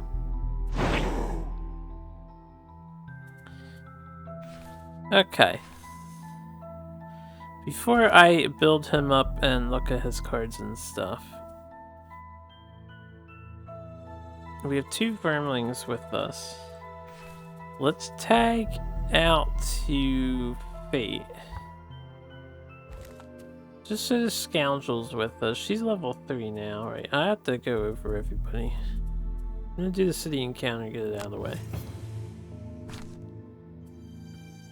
You're walking across the silent bridge, headed toward the sleeping lion to get a quick meal when you see a quattrel standing in front of a small cart laden with plates of food and curious contraptions. Come, try the delicacies of the East, the quattrel barks. Food enhanced with science, flavors beyond your wildest imagination. Yo, Mike, thanks for the raid. I take it you were doing some light gaming action yourself. I'm gonna be doing a lot of, like, paperwork, I guess, since we just finished a big scenario and unlocked a ton. But feel free to tune in and chill. I'm gonna stop and try the food. I think this cost me like $5 and we get $3 each and we get blessed. I doubt I'm using fate in the next thing, but that's okay. It's a free 1 blessing, or 2 blessings. Alright, now I'm gonna... Well... we did that, let's check out the town records. You walk into the town records building and are immediately struck by how different it looks. It might just be the lighting, but there seem to be more books on the shelves and less of a scowl on Dominic's face. The short, bearded man approaches you. They didn't introduce us to the guy's name as Dominic. I didn't mention it, but that whole beginning interlude for the town records is different, written differently than how it is in the board game. I'll say, yeah, I hear you. I mean, I'm doing it too. Not usually gaming at this hour on Twitch. Ah, how good of you to come, he says. No doubt to record the further exploits of your friends. I was most assuredly derisive of your motives when you first walked in here, but I must say that the idea has grown on me a little. Dominic slaps you on the back, then wanders around behind the counter. Whether you like it or not, you are becoming important fixtures of this community, and I'm sure that I have you to thank, at least in some small way, for the increased number of books lining the shelves. He waves his arms about, his hands barely visible beneath his robe's long sleeves. They're not good books, mind you, but they're books nonetheless. Plus, he says with a small smile, I've had more time to work on my own tome. You accidentally took all potions from your chest, and now you have like 200 weight in potions you have to get through. Dominic opens the small collection of parts. Guess you can't just put them all back very easily, can you? I'm still focused on the big picture right now, but I should have more soon. I He's thought got you all might be these interested potions in in my hearing it. hands. Though human expansion has not always been greeted with Some kindness of them. and civility by other races, currently humans are more or less at peace with their neighbors. After a costly peace treaty with the Valras to the south, and an understanding with the prominent Inox tribes, the only main threats are the animalistic vermlings, who continue to assault human cities, sometimes for no discernible reason. Humans have mostly stayed away from Harrower territory out of fear, and the Harrowers seem to return the favor. The same goes for the Savas, who live underground in the largely uninhabitable mountainous regions in the north. Orchids and quattrels both come from far-off continents across the sea, and seem far more interested in commerce and cultural exchange than conquest. And so human society has certainly benefited culturally from its interaction with other races. Many of the most beautiful structures in human civilization would not be possible without the machinery of the quattrels, the elemental mastery of the Savas, and the architectural designs of the Valraths. The meditative orchids have even influenced a number of human religions. Though the followers of the Great Oak, a stringent group who believe a giant tree housed in the center of the capital watches over and protects everyone, remain unchanged. And while the human military keeps the civilization alive, it is really the commerce with the other races that ultimately allows the civilization to flourish. It seems then, as the wilds grew tamer, that a paradigm shift away from militaristic rule and towards mercantile rule was only a matter of time. Like I said, I'm still working on the broader strokes, Dominic says, but my research has been providing some interesting information.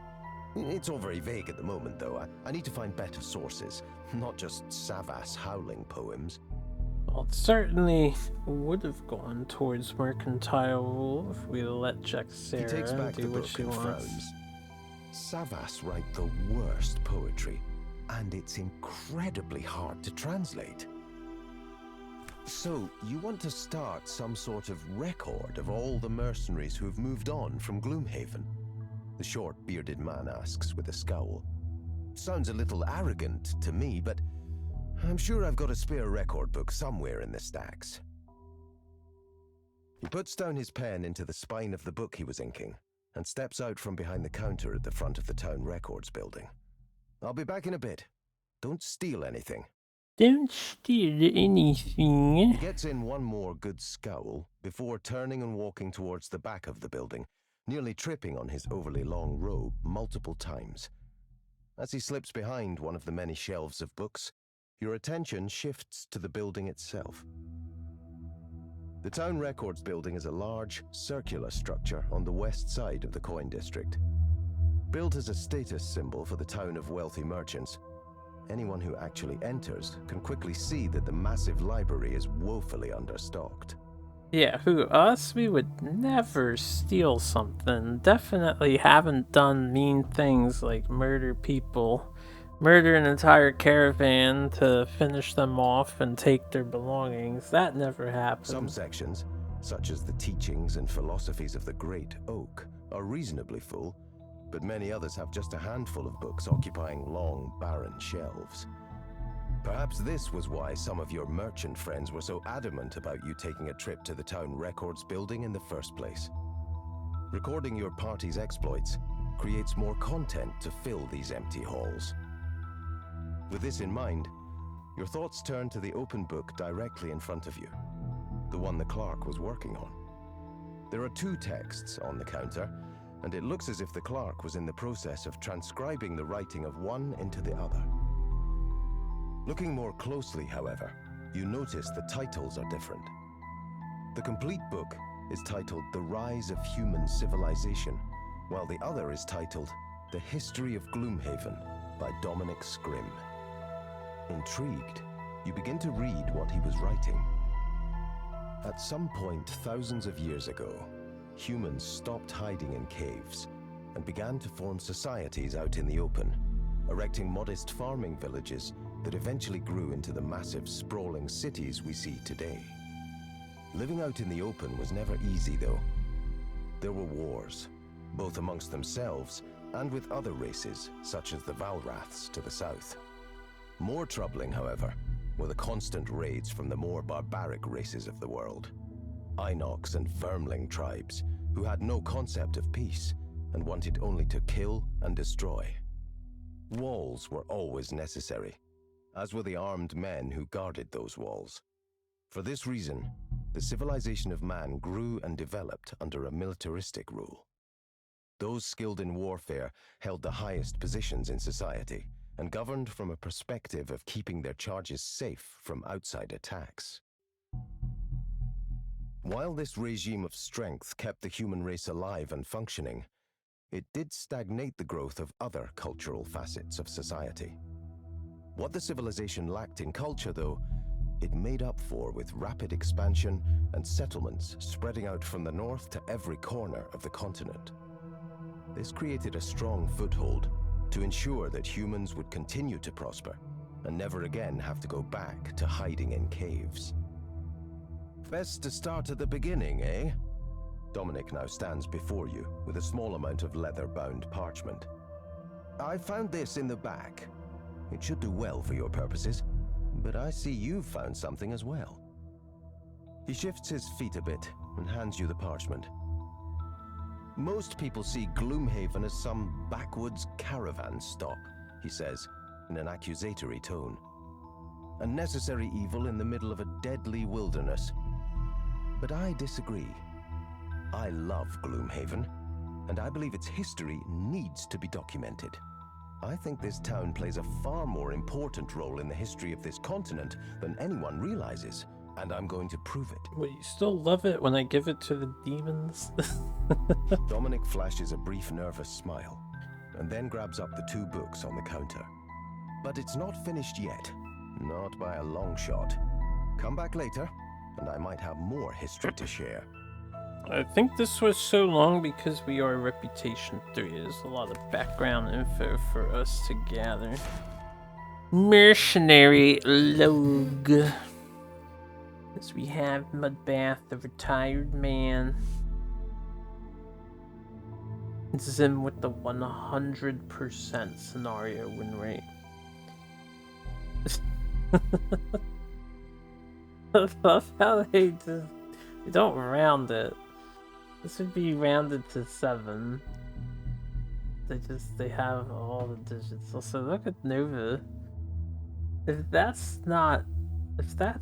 Wait, hold on, my chat's in the way. Is that what I think it is? 66.66666%. Check them septuplets. Nova equals devil confirmed.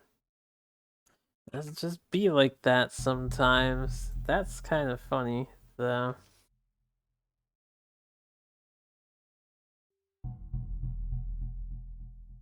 Huh. Anyway, I'm still sad I was not able to enchant my, my card. Because you should be able to. But I'll get over it. We're gonna do the long, arduous process of leveling everybody up. So let's level up.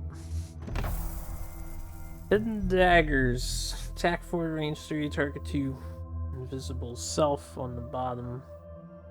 Pretty good. Duelist advance. Move 3, attack 3 on the top, and then add +2 to all your attacks this round, targeting enemies adjacent to none of their allies. This is good if you combine it with the ranged things that multi-target, and if the enemies are set up. I do like the top of Duelist Advance. I usually take Duelist Advance, and it's another really fast card. This is a one-time thing, but the Invisible Self is multi-use. Just like the Vermling Mind Thief. I'm gonna take Duelist Advance. I tend to like that card more. For perks.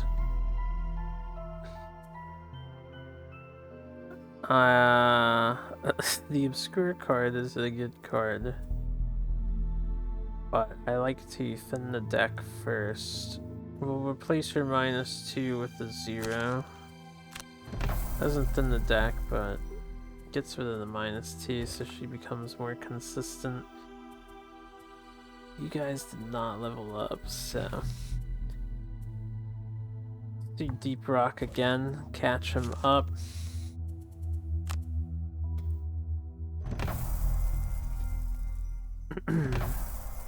Alright, I'm gonna build him the same way.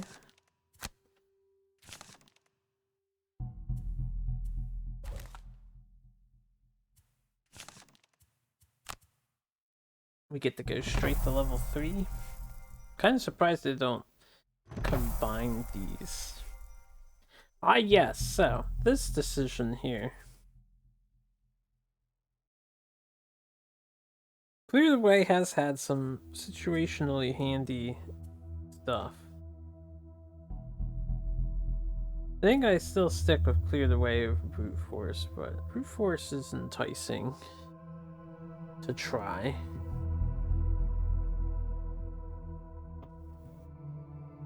I'm gonna stick with Clear the Way though. He's supposed to be a support. And clear the way when it gets upgraded, you can have its status everything it hits, which is really good too. And let's do our good stuff. We want resilient, we want endurance, and we want to... what was it?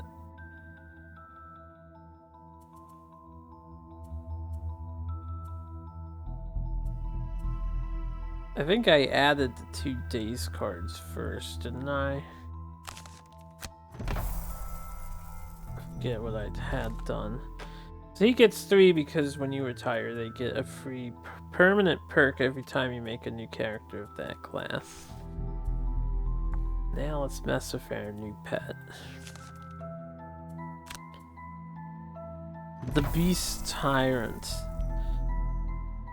Energizing Strike. Command. Attack 4 command cards. If you guys don't know how this guy works, he's got a bear that gets summoned at the start, and you can control the bear.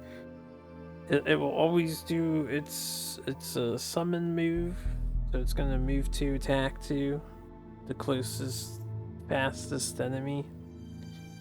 And then you can command it so it does more stuff. This also heals 1, affects all allies, period, like no matter where they are. Energizing Strike is really fucking good. Earthern Spikes, an attack 3 at range 2 that immobilizes and generates earth. It's also a one-time shield 2, affecting all summoned allies, and retaliate 2, affecting all summoned allies. Not bad for a summoner focus, but it is a one-time card. I'm not sure which one of these 2 I'm going to want.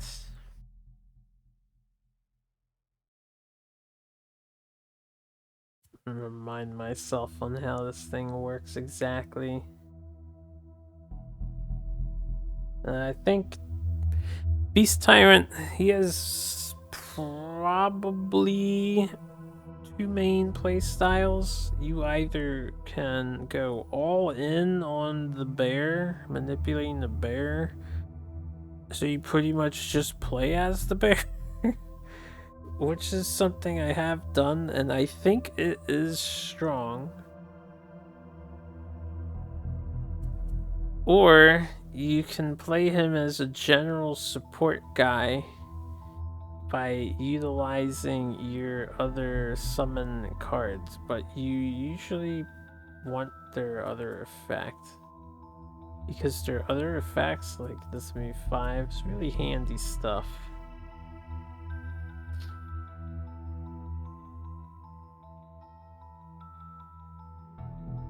Hey, if you do solo bear, you can utilize concentrated rage on it,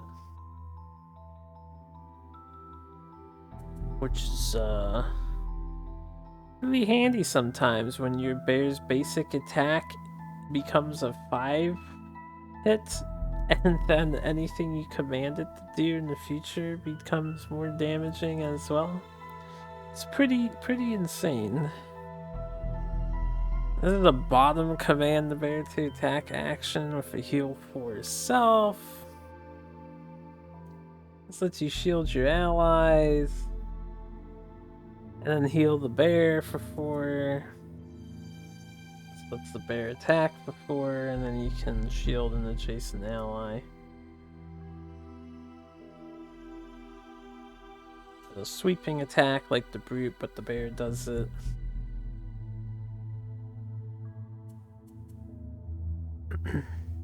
Howling Bolts is just a weak multi-target move. You can't even buff it to do a status effect, which is a fucking shame. But you can tell the bear to move 5 spaces, which is pretty nutty. This is their loot card, where you can summon the Red Falcon, flying minion. Probably one of the fastest allies I've ever seen. I would like this more if you could increase the attack to 3, but the devs don't like summons to be good. You can't do that. Focused Aggression is a fine card. And Borrowed Essence is a really good card. Probably quintessential to how you play his character, the unique bottom effect. I think I'm going Energizing Strike. Even if you want to do more supportive role and just general summoning stuff, which I like to do, this is just way too good, in my opinion, for level 2. I'm gonna get level 3 as well. And summon a Swamp Lizard. Swamp Lizard's decently tanky, decently powerful. And you can tell the bear to attack 2 things on the bottom as well. Or you can tell the bear to attack 3 things on the top. And if you spend Earth, do a lot of damage. And this card upgrades again.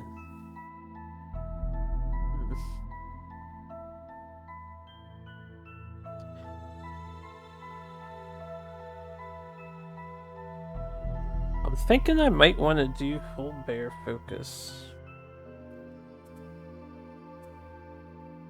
This is one of my ideas for a final party. I've never played with the summoner character. There's another summoner character.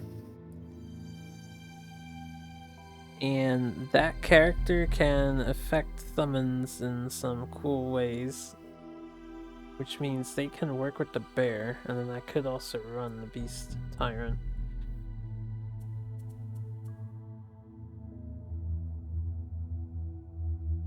Vicious Ally is a decent... This is a totally respectable summon.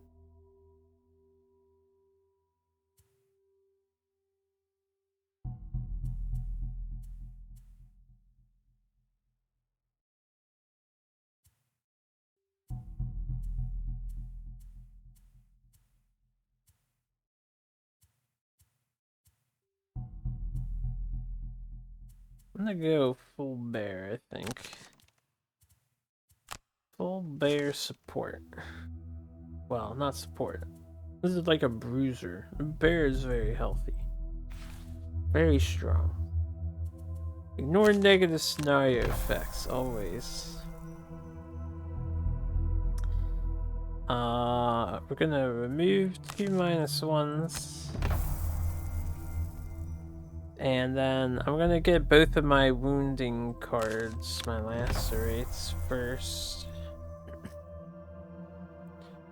I do wish his stuff was a little bit...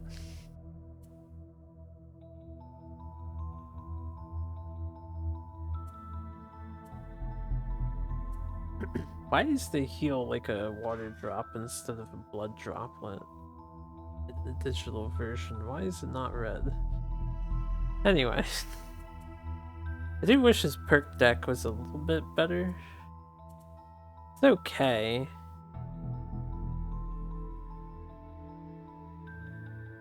The main thing with the Beast Tyrant, he doesn't really get around shields.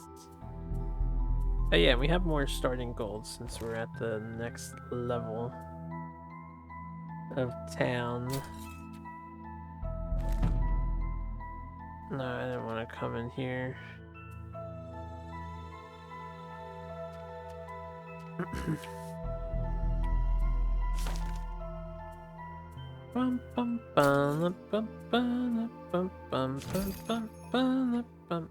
Alright, new items. Amulet of Life. You can perform a heal 1 self-action. I'm not a fan of this. This is pretty much a get poison and wound off of you dot item. Chainmail. Next 3 sources of damage from attacks targeting you, you gain shield 1.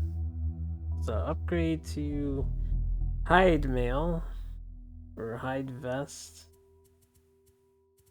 Hide Armor, which only does it twice. This adds 3 -1s to your deck unless you ignore negatives to armor.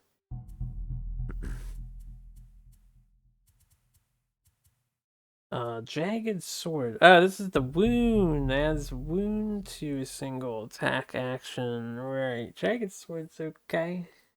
You know, poison dagger's okay. Jagged sword's okay. I kind of like poison more than wound. I mean, wound. One chip damage every turn is handy, but because things heal and there's a lot of enemy healing, poison nullifies the heal, whereas wound gets cured with the heal still firing. I do tend to like poison more. I also think poison's damage buff, since it works for every attack on the enemy, just adds up more than the wound does. But wound is handy. Gets through some bosses that don't resist it. Long spear, this is a really good item. Most people use this thing. Two-hander, turn your single target attack into a double hit, but the thing about this is it refreshes, unlike the battle axe. So, long spear is super good. And something we want to upgrade our Mind Thief to, I think, because we do not need the poison dagger on him anymore.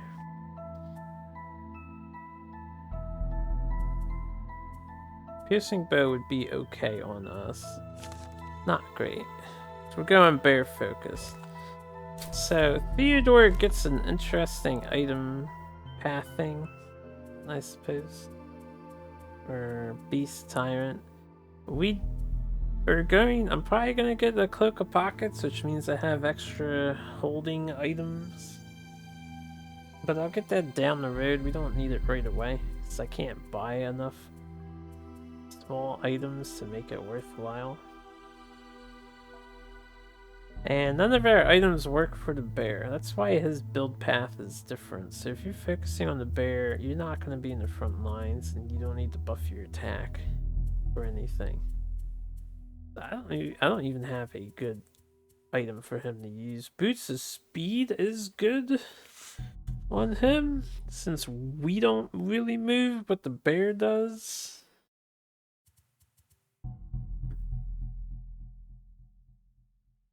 This is really bad on us, because again, the bear is moving. Major healing potion would be a worthwhile investment.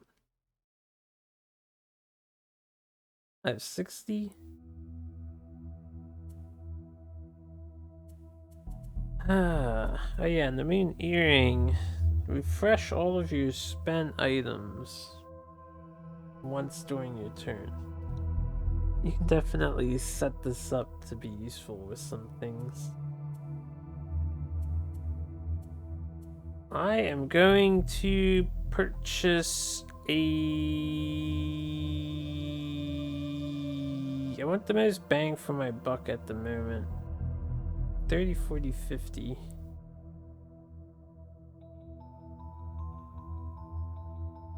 We're gonna buy the Boots of Speed. For now.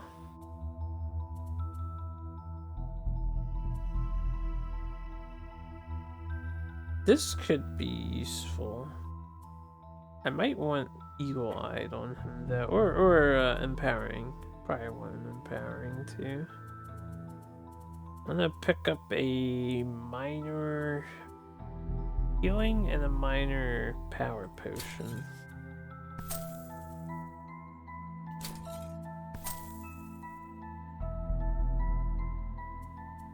To start.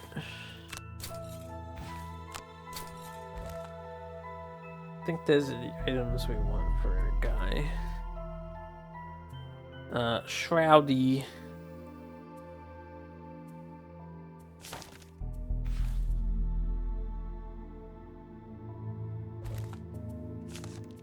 So, we want to farm money so I can treat myself before I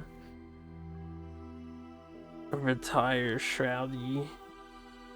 We need another. I'm pretty sure I cannot do that quest. I think I cannot do that quest because that's gonna screw up my contract with the guy.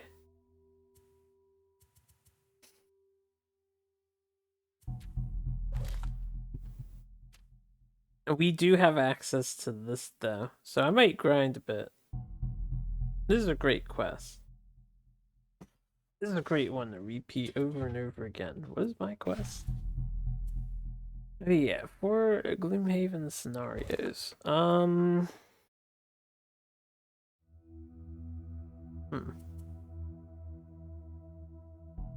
No, I never thought about it, but I wonder if you can replay this and it counts towards that one. It might. It actually might.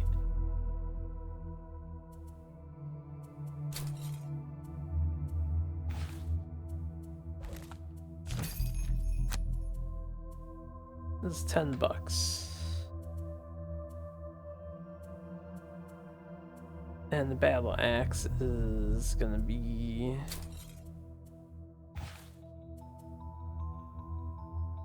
$10. Right, 10.20.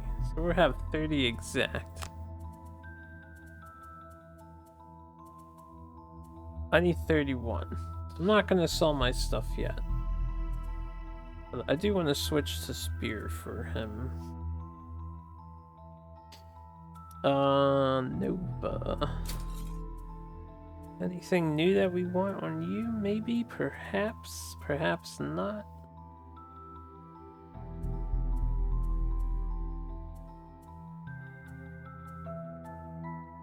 It would be nice if somebody held on to a doomed compass. But that's a luxury buy. It would be nice to get a ring of skulls or 2 back. Those are also luxury buys. Ah yes, you. We can upgrade your thing. Sell the hide armor.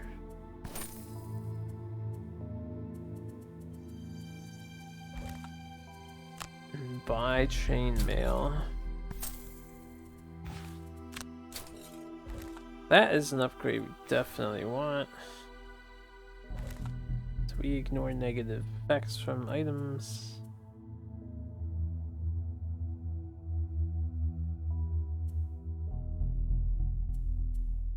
Okay. I don't really need to do Temple of the Great Oak. And I think we're good to move on, but I'll take a break for now. So guys, thanks for watching and hanging out. I'll get more Gloomhaven in later in the week, I think.